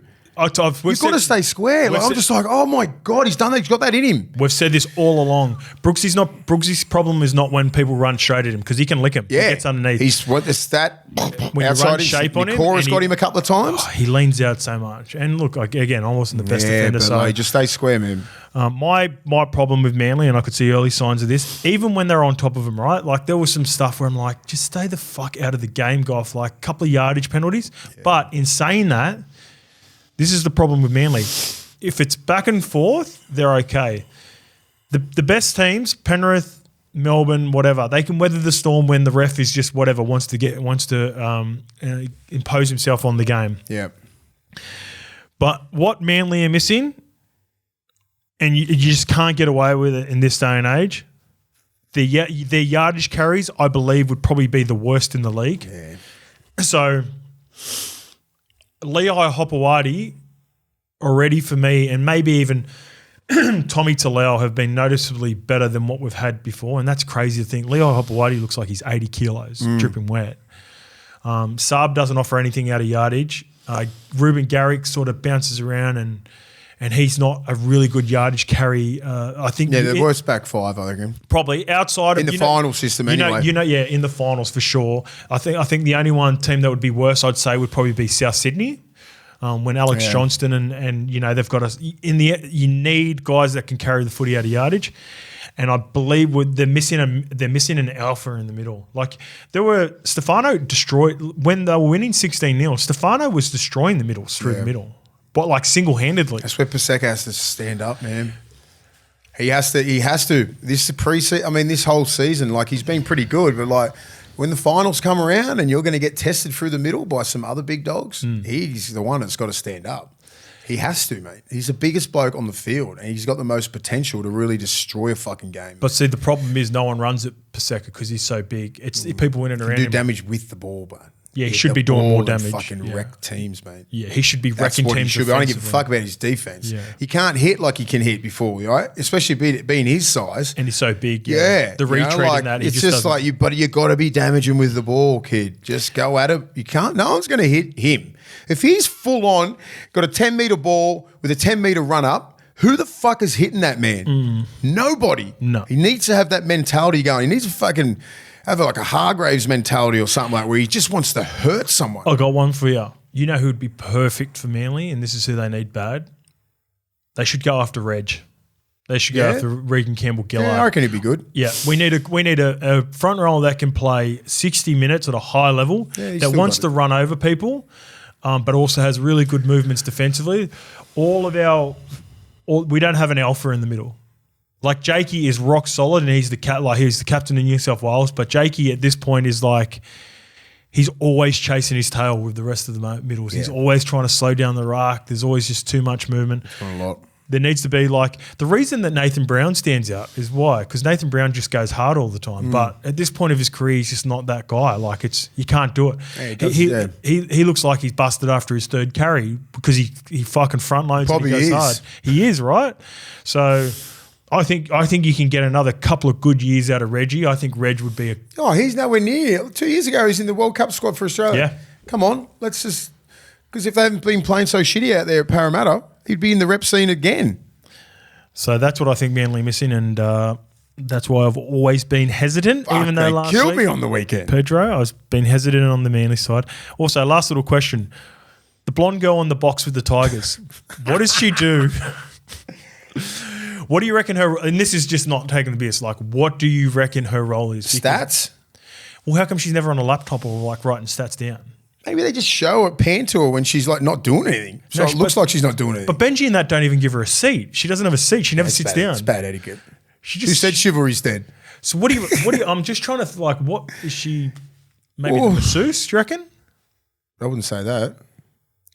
Fuck. I reckon it's like some sort of like statistician. Yeah, but all the statisticians sit next to the coach. You look at them, everywhere, all like Robbo. Yeah, Mo does. Mo, he sits next to Ciro. He's his best mate. Yeah. Just tries to get camera time. Tries to get camera time. They all do. Yeah. Anyone in the box. They're in the gym working on their weights because their arms are out. Like, dude, stop it. You know how much I hate people being in the box unnecessarily. So my thing is... Hey, get onto it. People start give us an answer. Yeah. West Tigers. All right, let's move on to the Bulldogs 34 to Masseuse. Defeating the Warriors 18. Again, complete confusion with the Crichton non-sin mini. But I said this before the game. I said this in the preview, Mace. The runs are on the board for the Bulldogs. Yeah. Although Stephen Crichton should have got 10 and bin, in my opinion, they were still the better team. It's very similar to the Warriors starting well and not finishing off, but also more for the positives where the Bulldogs are that team. They've learned how to win in multiple different games. And I said on SEN, what epitomises this team better than anyone, or better than anything in this Bulldogs team is the rewards and, I guess, acknowledgement for guys like Harry Hayes and Curtis Moran. Like, when they debuted for the club at the time, they weren't top 30 guys. Same as Carraz, but Ciro has shown that he doesn't care about like what you're on or what your stats are. Man, Harry Hayes and Curtis Moran are having big impacts when they're coming off the bench. Fuck yeah. And there'd be other players that would be on more money than them for sure that are in the squad. But you get rewarded for effort, and that's what this team is showing. And that's what I love. That's what I love about Ciro and his selections and guys that are in first grade. They all play for each other. They're very selfless in the way they play. It's team first mentality. Do all the little things, working hard from the middle. These two come on. They're well undersized in the middle. No disrespect to both these guys, work harder than anyone in the whole club. But like they're not your traditional middles. No. You know, like Kurt Moran's probably 94 kilo. Hayes probably around about the same maybe. He's still got a lot of growth to be happening there. But I think Harry Hayes has... Hayes probably got a bit more potential to put on weight. He's got more upside. Because he's taller That's about it. Moz ain't that tall. But he's so quick, mate. Yeah, but that's what you got to think. Like in today's game, if you can manage those hits, right, as Harry and Moz, and get through big minutes, you'll get some joy. Yeah, and it's about and it's the lines that they're running on the field. They're quite smart as well. They run into spaces, not facing. You get a lot of push going with them all the time, so it's great. And they've got the leg speed to get over the advantage line. So it's a fine line with those guys, right? Yep. It's like, do you want to put on 10 kilos of muscle and slow yourself down? I'm trying to get just to play like probably the same amount of minutes that you're doing now. Yep. 30, 40 minutes. Or you just got that real explosiveness in you. Get around the field good, tackle tech's on point. You're just giving away a couple of kilos here and there, but you get it at the back end. Yeah. Do you know what I mean? Like I think, but the back end of halves, they look faster, they look fitter than most teams. So the other teams' benches, fatigue. We don't look like we miss a beat when our bench comes on. No. Bailey Haywood speeds the ruck up. Moz does. So does Harry. So Kurt Mann's now out. He's going to miss pretty much the rest of the season. Yeah, 8 to 10 weeks. What did he do? It's escaping me right now. It sucks anyway. He's been one of our best. Jamin Salmon starts at lock. Bailey Haywood stays in the 14 role. Or do you think Bailey goes starts? Yeah, I don't know. I'm not sure what they're going to do with Salmon. What position? He's either starting in my eyes, or it's going to be hard for him to be in the side. Yeah. Well, now he's going to. I think he's going to start because Kurt Mann. Because I think that's a big loss. Yeah. Yeah. He's been season. The season, I believe. Yeah. Jesus. Oh, I didn't even know that. That sucks. He's been so good for us. Yeah. Yeah, well, that's up to Ciro to decide. He'll know what's good for the balance, right? Because I think Kurt Mann's defense and ball playing has really catapulted us up there. And Hayward brings that off the bench, but you don't want that starting. He's still too young. Salmon's got a bit of experience there. And if you want to get him around the middle of the field and just to move the ball a little bit wider from the ruck, Salmon can do that. What about Curran? Or do you like Curran coming off the bench with a fully fit Max King and Sam Hughes? I'd like Curran come off the bench if he's not starting. Yeah. You're starting Max King. So who start Sam Hughes. So Max King and I think in perfect world Sam Hughes would be your starters, I believe. Yeah, I think they might go a little bit different. I think Sam Hughes might come off the bench. Oh, but I think he's been doing such a good job, right? I say Max King and Mudders Curran. Yeah. I think that's the little balance that we need. Okay. Yep. Because we're not the sort of pack's going to run. We're not going to blow you off the field in the first 10, 15 minutes, especially in the semi-finals time. Yeah. So it doesn't matter if you've got big bodies. Yeah. You're not going to, and you don't win games in the first 10 minutes. Yeah. Not in this day and age, right? You never have been. But even in the first sort of 30 minutes, you're still going to get. It's a brutal game through the middle. It's the back ends of halves that you get teams in. That's where we've been getting teams. In the last 15 minutes, 20 minutes, it starts to open up because we're just relentless. Yep. And we just and then you look at guys like Birdo and Fox and that and Cherry to ice it. But we're not going to run teams off the planet, off the game straight away in the first 15, 20 minutes. Yeah. We're not built, we don't have the troops to do that. Yeah. Oh, that's a good point. I'm talking about semi-final teams. Yeah. I don't care about in the next two games. I think we're just going to keep building to where we're going for the game changes in the semi-finals. You know that. So we don't want to get blown off the field. Yep. Yeah. Still plenty to come for the Bulldogs. Some good stuff. We're just going to scare some teams. I wouldn't want to play. Sorry, I wouldn't want to play us, man. Yeah, Manly next week. No, in the semis. Yeah, no, you wouldn't. This game's going to suck for both. Yeah, because you're like, why are we playing you guys? Can we give us a fucking easy one? You know what? Would you rather? This could be. Let me have a look. Let me get this right. So I think now it looks like I had a look at the Roosters, Sharks, and Panthers games. They're all very winnable and the Sharks have too much of a break. So even if the Sharks lose next week, last week against Manly, they should still wrap up the top four. So it looks like the Bulldogs will finish fifth. No, it'll be Cowboys versus Manly. Okay. Yeah. So that's not going to happen. So I was going to say Bulldogs could play Manly this week and then the first week of finals, but it looks like Bulldogs will play either the Dragons, Broncos, Dolphins, Knights or Raiders, who are all log jammed on 28 and 26 respectively. For the Warriors, got a little bit emotional watching Sean Johnson coming out. I got goosebumps when they let Adam run out first, and then obviously Jazz come after, and I'm like, oh, this is getting me a little bit. And then Shawnee comes out, and obviously it was super emotional to start the game for him. It was awesome. It's awesome seeing him do that. You know, it's great seeing him let go. You just let him go. Well, it's something that I don't think was celebrated in years past. It's similar to what we talked about with the Hall of Fame and Immortal stuff, that we don't celebrate players enough. But on this occasion, the Warriors, they always do the... They do it all. They always do it good, man. They always do it good. And, yeah, it was a nice moment for everyone there. And I think Shawnee's played his last game. What do you reckon? Why? They got Cronulla this week, last game. I think Webby starts looking at who's going to partner Metcalf next year. You don't reckon he'll play? I don't think so. Would you want to play? No. Yeah, you're saying. I'd rather. What are you going back? What do you get? Well, everyone's like, oh, he plays against the Sharks. Who gives a shit? Yeah. Play it there. Travel with the team. The biggest part. I don't know. I think he'll probably want to play, I reckon. The biggest takeaway from Shawnee was that he sort of missed his family for so much. So the time in Australia, although he was successful at Cronulla there for a little bit and the family were obviously there, I think that's a fitting way to go out. Do you want to win on a? Do you want to go out on a win with that? No, it wouldn't bother me. Yeah. If I could go out like I did last week, if I was Sean, but then you probably think club first. There's different. There's a lot of feelings going on. Club first means if the club tell him that, bro, that's enough. That's enough. Yeah. If you can travel, if you want to travel with us, travel. If not, I don't know. Would this conversation go on? Do you think? I think so. Yeah. I think Webby would want to look and see who's going to partner Metcalf, because Metcalf looked really good. He looked good. So I think Metcalf is going to be a part of it, whether it's going to be Chanel, whether it's going to be Tomato Martin, or if Jet Cleary can accelerate his progression and development.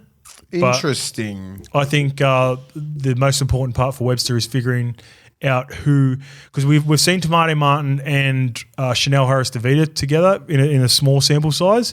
I haven't seen much of Tomato and Metcalf and whether they can work together. So I think I'd like to see that if I'm a Warriors fan, coach, player.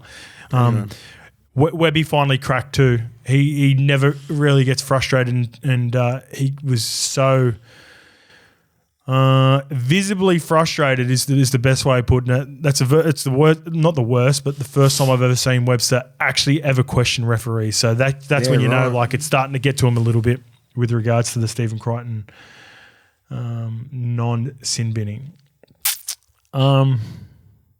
Yeah. That just sucks. We've already gone through that, the sin binning. But but if you missed it, go back to the top of the show. I talked about my frustrations with that. Anyway, I just think that he shouldn't. If that was I think he was sitting there going, well, I'll wear the 10 minutes. Critter was already like, okay. But he didn't get sent. So what do you expect him to do? That's why Webby's blowing up. Yeah, no one's placing blame on Stephen. No one's blaming him. Everyone's like, he should have got done for 10. It's not like he got sent for 10 and didn't go. Yeah. Here we go. Here's one for you. That's what I was going to think. That's what I was going to say, and I'd been thinking. I've said this all along.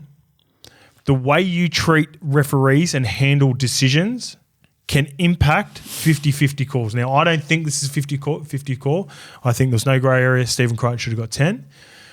But the way that Stephen Crichton addresses the referees and is respectful to them goes a long way in the Bulldogs changing the whole narrative from 2 years ago. I used to watch Bulldogs games. They'd get no calls. One, because they were down the bottom of the ladder. And when you're down the bottom of the ladder, you get the calls like the Warriors fans complain about all the time. But I've said how important it is for captains to have a good rapport with officials. Therefore, when it comes time and they're on the fence, do we put him 10 in the bin? Do we give him a penalty? Stephen Crichton never, ever complains to the referees, and therefore I reckon he will continue to get away with stuff just like Cam Smith, the OG. Cam Smith used to address the referees so well. School teacher. Never scream at them like some other players, and therefore... people knock Cam for this, but never flustered, man. Never flustered. And Stephen Crichton, it's another part of his captaincy that is underrated. I reckon. Could be the 79th minute of Origin, and Cam Smith's like, his heart rate's at 59. Yeah. It's bullshit. Yeah. So I've said this all along. If I want my captain to communicate well before, after, and during games. Well, that's our boy. The Broncos 30 defeat the Eels 24. Kevy declared after the game the Broncos are going to play final. What? He purposely also called the Dolphins Redcliffe, which the Dolphins have established that they did not want to be the Redcliffe Dolphins. I love you, Kevy. As well. So he's setting up a blockbuster week against the Redcliffe Dolphins, in his opinion or his view, the Redcliffe Dolphins. Do you know, I never knew why. I've never looked into it, but do you know why the Dolphins never wanted to be called Redcliffe Dolphins? No. Either did I, right? So I only didn't found think out it was this a week. thing. Was it a thing? It is a thing. It's a Queensland thing. Because they're a new franchise, they wanted to open up not being fans focused on the area of Redcliffe. So therefore, if you support the Dolphins, they're the what are they called? They're a nationwide team. They're the Dolphins. Fuck off. They're not Redcliffe Dolphins. No, they're not. That's why they've never been Redcliffe Dolphins. I thought they were Redcliffe Dolphins. I never knew that. That's how much I care. I thought there was like maybe a disagreement with the Leagues Club or maybe the Queensland Cup team or something. Yeah, I only just found that out this week. What? So it's just the Dolphins. It's the Dolphins, yeah. It's always been the Dolphins. Like Prince. Prince, yeah. They're the only Prince of the NRL. the Prince of the NRL. Madonna. Well, I did not know that, and I would in my head it was Redcliffe Dolphins. Yes, because I figured it out. I mean, I knew about it early throughout the year, but I didn't know that was the reason. Yeah, I thought it might have been like a money issue, which is understandable, right? Yeah. Like maybe there's something with the Leagues Club or whatever. But nationwide, that's Dolphins. What they're one of the richest clubs in the. I think maybe just behind the Broncos because of the Leagues Club and the people that are around it. So there you go. That should be fun.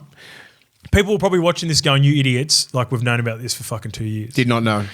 Until you just said that, I was just like, why is he complaining? I knew you wouldn't know. Why is he complaining about Redcliffe? Yeah. Aren't they Redcliffe? Yeah, so Kevy made a point Sorry, to call Redcliffe. Sorry, Redcliffe Dolphins. By the way, the loser of this game is basically out. So Kevy's calling out Wayne Bennett, basically, and the Dolphins, and the Dolphins got spanked the next day too. This is going to be a doozy. They'll get 50,000 to Suncorp. This is a Dolphins home game. And remember last year when they played the Dolphins home game and Katoni Staggs hit them with, this is our house. Yeah, Katoni playing? Katoni's playing. He's playing? Yep. Shit. They haven't got the same team, man. No, they're not. It's going to be a coin flip. I think I'd rather see the Dolphins go through, give more of a shake. What if then the fucking Broncos just limping in? What about if Reece Walsh and Payne Huskin come back? I don't think they're going to come back to what they can be. Like they got fucking Liz Frank, who's out for 5 months. He's not coming back. Yep. And Walsh with a broken hand. I don't want him back. Apparently, Jeremy Marshall King is close as well for the Dolphins. I think the Dolphins could give it a bit better shake. Broncos. As for the Eels, it's similar sort of Tigers when they lose, just like against the Storm and Panthers. The Eels played carefree at the start of the game. We're travelling. And then it just got tighter by the end. Who was the ref in this game? He was awful as well. There were a couple of times like hard weekend to watch football. Yeah, it was fucking annoying. The hand on the ball in on Joe Offengawi, where players are getting away with this now. Sloppiness with the tackle technique as well. It's late in the year. It's like we'll get to the Roosters games, but fuck, it's about 10 high shots. Yeah. When you get a little bit, people don't understand when you're a little bit fatigued and you're in the middle, that arm just fucking goes flying. But what happens is you get knocked people out. Yeah. That's the dangerous thing, and they're just penalising straight away. Yeah, and there's a couple of the hand on ball. Fuck it, I can't be bothered. I hate that as well. Get your hands off the fucking ball. Some players do it, and it does my head in. Well, you know what? Fuck. I used to play with the great and powerful Jacob Miller over in the UK, and mate, he used to get one back per game. So you know the hit, Aiden Caesar tackled Hamoli Olakawatu. He gets bumped off. As he's getting bumped off, he knocks his hand on the ball, and Hamoli loses it. There's a captain's challenge. They lose it. That's their captain's challenge done. The refs don't have an understanding that players are actually playing for that. Like they play for it now. They pretend like it's just all on a tackle, but again, that's just a feel that they don't have without not having a player who can represent the players in there, because Aiden Caesar 100% played at that ball. Blake Mozar and Joe Offengawi 100% played at that ball. And then only a couple of tackles later, one of the para players is going to get up. Brendan Piakura knocks the ball out. But because they've lost the challenge, again, the Eels are dudded in that game. All right, let's get to a good game. I like talking about... Those games killed me, man. Yeah, this is a good one. Raiders 22 defeat the Panthers 18. So when you see the Raiders play like this after a Ricky spray last week, it confuses me. I'm a little bit confused watching this game because I could see that the Raiders were going to win this game. It was pretty evident early on, even though... Are the Panthers on a bit of a lull? We lost 2 in a row. We'll get to them. Let's start with the positives. Always start with the positives. I asked myself this question after the game, and then it was even highlighted a little bit more. Is Ricky getting the best out of an underperforming group, or is the roller coaster of his emotions hard to play under? And that's a genuine question. And I'm not having a crack. No. He's coached you at an NRL level. I've only had him at Origin. I haven't. Oh, you didn't have him? No, I didn't have him. He was under. Oh, only Rennie did. Yeah. So he was an NRL coach when I was in the under-20s. He was always hard on me, but I love that. I always embraced that old school. And it's not a crack. But you could see how emotional he got talking about Elliott Whitehead, which is fucking great. I'm all for it. Just like the Sean Johnson stuff. When Elliott got emotional after the game, and then Ricky had to really cut himself short in the presser. Actually, I'll show you it too. Yeah. Like here's an example of like I saw bits of it. I love Ricky. I love his energy. I love how emotional he gets. But I get that question, right? I think depends where you are in life and in the game. You know what I mean? Like if you're a young kid and you've getting you see Ricky Stewart, if you're 20 years old, if you're this young strange kid, you're watching this, like a guy named Ricky Stewart who you'd love for your whole life and like as a coach, player, or whatever. And then you see him go through all this stuff and how much effort he puts in and like how much it means to him. You can go both ways, man. Yes. It's either too much for you, so and you can't deal with it week in, week out, or you can get up for a couple and then you're going on this roller coaster. Why do vets always do well with him? Because they understand that he's erratic, right? So Jordan Rapana is fucking 35 years old and playing as good as he ever has, and he's been a great servant. Tarp's always he went through the roller coaster, got through it. That's why he always has these little down years with players, and then once they realise who he is, he's super erratic. Like he can go from completely calling out the team one week, and then he's nearly crying in a press conference with talking about Elliott Whitehead the next. Like, there's a part of me that thinks, and this is why I question it in a way, like, can you be like that? Because when you have young players like Ethan Strange, if you watch how it's hard to get a read on him, right? It would be hard to get rhythm under a coach like that. Whereas I would prefer my coaches be the two best examples of Craig Bellamy and Wayne Bennett. And to me, from an outsider looking in, I know that they care about their players, but they're very stone cold. They try to, Bellamy loses his shit in the boxes all the time, but when it comes to, he's very diplomatic after it, post press, nowhere near as up and down.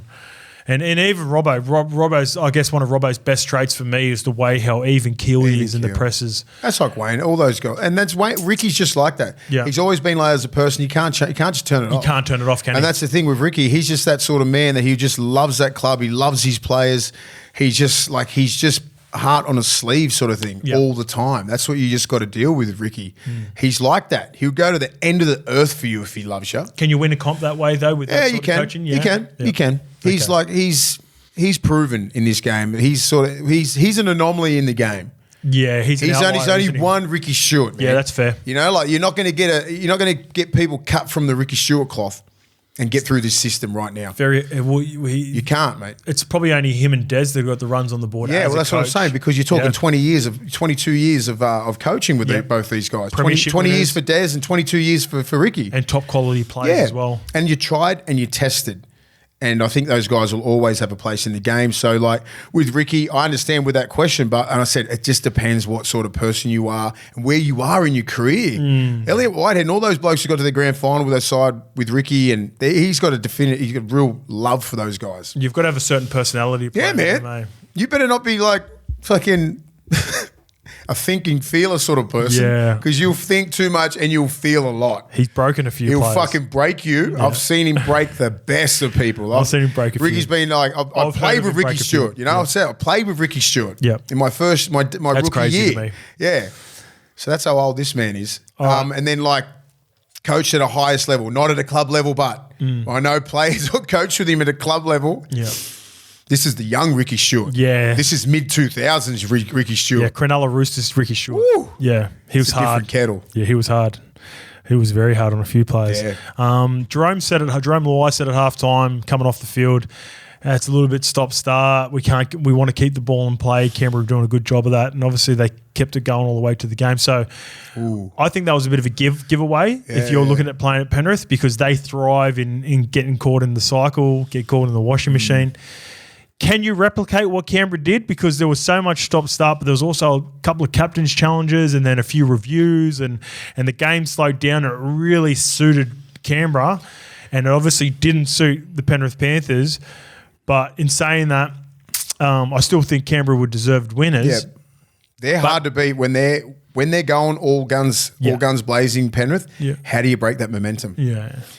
This game, you can't plan for a game like this. Yeah, very hard, isn't it? You cannot. You can't kick out anymore. You can't kick it out. Yeah. Like if you played against a Penrith side of 10, 15 years ago, your game plan would to get to a set of 6 and kick it out. Yeah, because you're talking about a minute to get to that scrum. There's no rush. Minute and a half, you might get a fucking a warning, but you've broken their momentum. And you kick it out now. They run it back in. They play the ball and they're straight back at you in 20 seconds. Yeah, you take away the kick returns of Dylan Edwards and Brian Toto too by doing that. Yeah, and it's hard to replicate what they did. Sometimes you're going to get some of these games. Sometimes semi-final time you're not. Good luck trying to get Penrith. They're the best team when they're just all guns blazing. Yeah. No one can stick with them because they love that shit, and mentally you can't break them, and that's tried and tested with 3 premierships in a row. And what they did last year just gives them more strength to get into those games. Like, fuck, we've still got it. Yeah. We've still got it. You have to be 20 points up with 4 minutes to go in a big game. Yeah, in a finals game. Yeah. I'm just trying to think of any teams. It's the sort of aura that they've got now. It's like these guys aren't fucking dead, especially what they did against Parra a couple of weeks ago. Well, my question would be around the Roosters too. So the Roosters want to keep the ball in play. We just want to keep scoring. That sort of suits Penrith. I'm trying to think of the top teams. Like Melbourne wouldn't Melbourne's care. Melbourne's not phased. No. Cronulla's not phased. I think Cronulla can go, but Cronulla will be worried about the fitness of their middles. Yeah. Do you know what I mean? Like you got Big Royce coming off the bench. Can he play more than 15, 20, 25, 30 in the middle? Yeah. Kafusi, can he play like 30 minutes in the middle? Like you got some other guys who can, but like a lot of your benches and that, like Rudolph for that, can you play him bigger minutes than 60 minutes in the middle? The Dolph can. Yeah. Kafusi could probably get about 40 out. I'm maybe Fitzy's just going, here's a little bit, trying to share the load around, right? Yeah. Can you put Royce Hunt for more than 25 minutes in a stint? I wouldn't want to because I don't think you get the best out of Royce Hunt doing that. No, but sometimes like Williams HIAs and injuries and that, we might have to be dealt those cards. Yeah. That's worst case scenario. Yeah. And I think with Penrith, they just don't stop. Roosters don't stop. The beauty of Penrith and even probably Melbourne is they can play any style. And even now the Roosters with their pack as well. You got to have versatility, don't you? Yeah. All right. You worried about Penrith at all? No.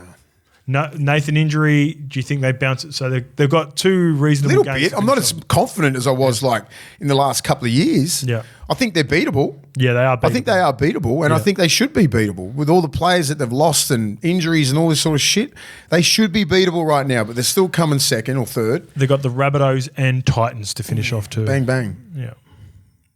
Titans' last round could be tricky for them if they're looking ahead and they don't have a position locked in, which we all assumed they would have had at this point. Yeah. The Storm 48 defeat the Dolphins 6. Storm secure minor premiership with 2 games to go. I don't want to. I know minor premierships don't mean anything to us. Like never meant anything to us as players as a career.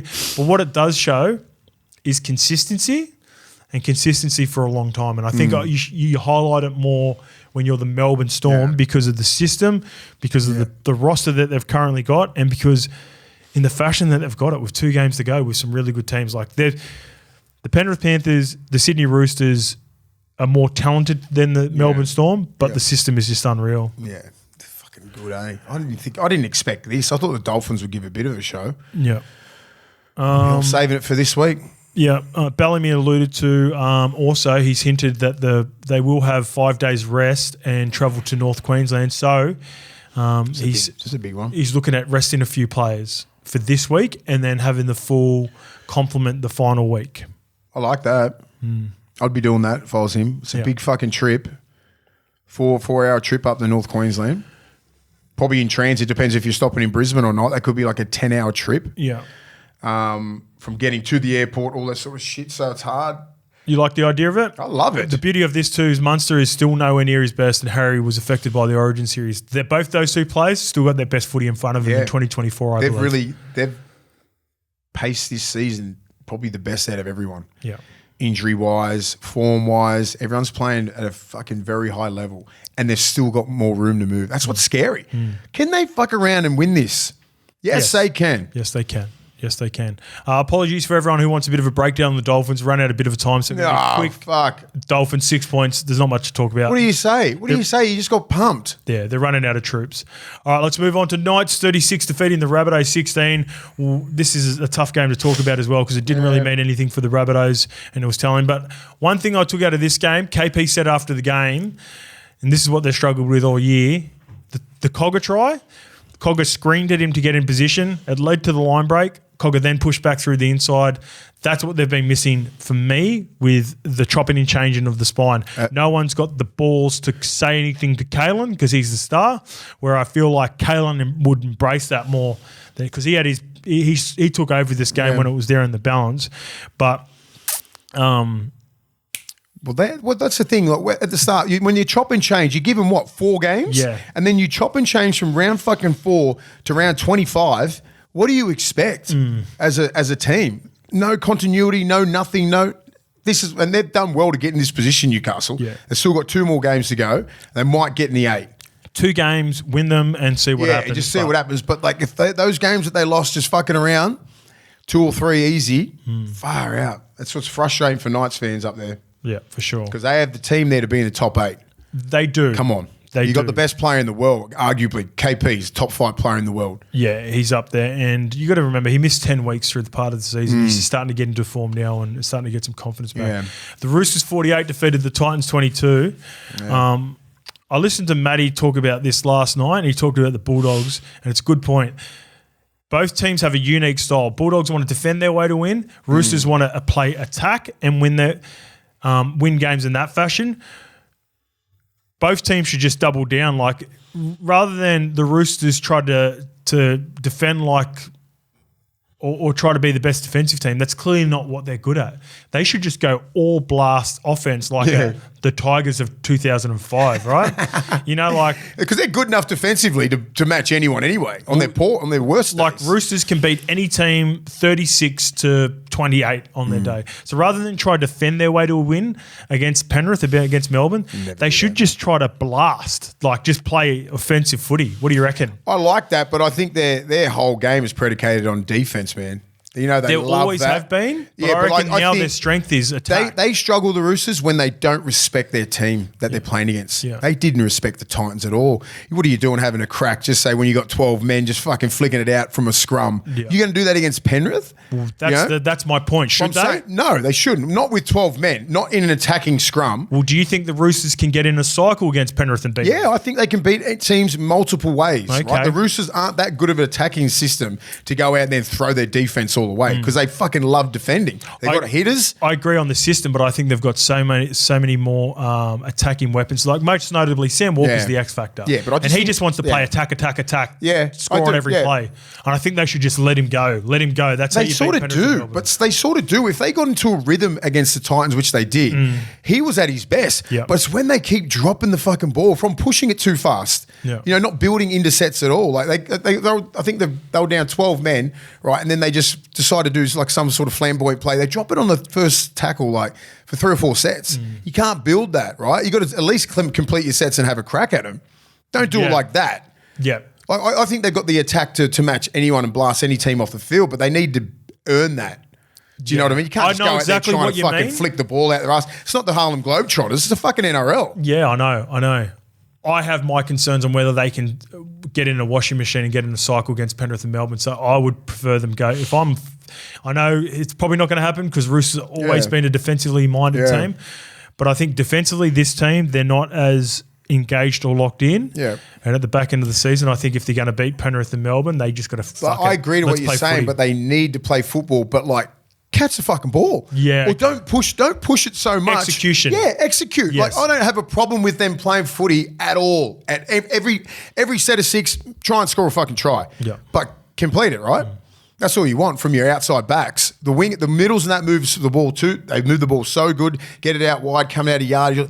Just catch the fucking ball. You can play whatever brand you want to play. Speaking of catching the ball, AKP scored his first try of the game. You haven't texted in the group in forever about the games, Lofiana Canberra, but and you're not even gambling on it too, by the way. It made me laugh because sometimes I'll write stuff in the group and Lukey does as well. We'll talk about games. Mace never writes anything. Then Lofiana Canberra scores that first try and he goes, yeah, AKP or some shit like that. Yeah, the Khan. Oh, yeah, the King Khan. It's only because his prediction at the start of the year that Canberra was going to be the top try scorer. I thought it was Jermaine Asako, but it's not. That locks it up. He has a 4-try lead with 2 games to go. Yeah, come on. And they're going to be an exciting team next year with Big Tino, but that's enough for the Gold Coast Tigers. Yeah. They're frustrating. Here we go, because I want to get the Sharks. Let's give the Sharks a good 5 minutes. They defeat the Dragons 38-10. I'm officially declaring, in my opinion, Sharks a true contender now. To win a derby in that fashion, like they did against the Dragons team, who have been a lot more consistent at Wynn Stadium, without Nico, without Sifatelkai, without Renato Militao, without Sione Katoa, they are legit. Legit. And the player who has thrived the most, Atkinson, is getting a lot of the raps, and he deserves it so. Blake Brayley has really come into his own. He was just stand and deliver for 18 months. Too. He can throw a good footy. I've always watched him closely. I'm like, I rate him as a 9. Same. Rate him highly. How old is he? He would be mid-20s, mid to late 20s. Okay, yeah. He can play. He can play. I like that, man. I like him. Like the market defense and everything wasn't up to scratch with the Dragons. Their middles just get fucking... They get dusted a lot. A lot of people on the ground, a lot of people doing the wrong things with their detail and stuff like that. So they got shown up by the Sharks at the end. Well, you know what? I think man. the reason they have win-loss the Dragons is because their main part of their game is physicality. So once they don't win that physical battle, they really fall off. Yeah. I think they struggle. But just I quickly want to go back to the Sharks because we take the mickey all the time. I get a lot of criticism around not I guess giving them the flowers. What do you do with firstly Daniel Atkinson when Nico returns, because Nico's going to return? Where do you play him? He's got to be the 14. And how do you manage to get the best out of Brayley even when Nico gets back? Because at the moment they're playing blast through the middle. The intent that the middles had allowed Blake Brayley to get off, and play some footy off the back of it. And man, Blake Brayley looks like every bit of that sort of origin touted 9 that we thought he was a couple of years ago. I think he still is. I think he's got a chance to play Origin. I like the way that they're playing. It's sort of like dumbed it down a little bit. They're not trying to play so flamboyant, right? You're the Sharks, man. You're gritty, you're tough, you're fit, you do all those little things really good. That's what the Sharks that I wanted to see. When they lost 7 from 8, they went away from that. Yeah. Trying to fancy themselves out of games. And like Fitzy would have been fucking filthy. Furious at that. And that's not their DNA. Every Sharks game I've played, it's fucking hard. Yeah. It's a hard-fought game against the Sharks, regardless of where they're sitting on the table. You know what you're going to get, and this is exactly what it looks like. Yep. On the weekend down there. They don't care where they play. It's like when Gallen, when Birdie, and all those blokes. It's just fucking hard men. There's a certain style. Chris Beattie, Sharks, Jason Stevens. I think for me, Chris Long. The OGs. I think for me now, the Sharks and Bulldogs are clear in a tier by themselves. So I've got Melbourne and Penrith still. I think Melbourne can bounce back. Roosters very close now. I know they're beating all the. Are they tier 2? Tier 2 still. Oh, you got us in tier 3. Tier 3 Bulldogs and Cronulla, because they've got to win in a certain style, I believe, to win a big finals game. And then Cowboys, Manly probably, because they want to score more points than you and don't want to defend, really. That's their DNA. And then everyone else. I don't think the 8th position really matters. Did you see that ball the Eero? Yeah. And he cut back on the inside of the young kid. Nice. But it was like, because I love watching that play, right? It reminds me of Willie Tonga and Hodjo and that. He was young kid. He's got a bit of Val Holmes about him. Yeah, he does. Well, I said that, I said it ages ago. He looks like Val Holmes. He even looks like Val Holmes. Yeah, he's got the same body as him. Yeah. So when he was trying to track the ball, right, and it was flying out, he tried to hedge his bets for younger twin, right? Yep. and he tried to go out that way. And then I love him. He has to see this guy. So he's going, his whole body language is going out like that. He's thinking he's going that way. He just caught it straight when he's inside. Didn't even touch him. Yeah. That was cold. That was cold, man. Sifa Talagai for me has been one of their best over the last couple of years, but he forced his way into this team, and he's going to be there for a long time. He's going to be defensively, like he does some. He's physical, really mate. good things. He's man. physical. Him and Jesse Ramian, like they're nice with the ball, but the physicality of their outside backs, that's what makes them again. Now they're in the Bulldogs. I've been loving seeing. It's the last game. Been loving seeing some real good battles from centres, getting one-on-ones and everything. Like even when old mate beat the other centre. Yep. Like cold. Jesse Ramian. Ramian beat him. Just fucking took him on his outside and just tried to take him on. I love that sort of stuff. But Hero was good, man. Who'd he try to rough up? The winger there? Lomax. I like that, but I don't like it. No, I like it. He does it every week. He doesn't just, and if anything. Lomax does it every week? Yeah, Lomax, both of them do. Yeah, so right. Be consistent. Yeah, as long as you're consistently an arsehole, you're sweet. Well, that's us being consistent for review this week, and I have changed my consistency around the Sharks. Sharks fans, all right. Come on, Sharks. I'm with them, with the Sharks and the Dogs have been true contenders. We'll see you on Thursday. Yeah, these two teams were in my bottom four too, by the way. That's a good way to finish.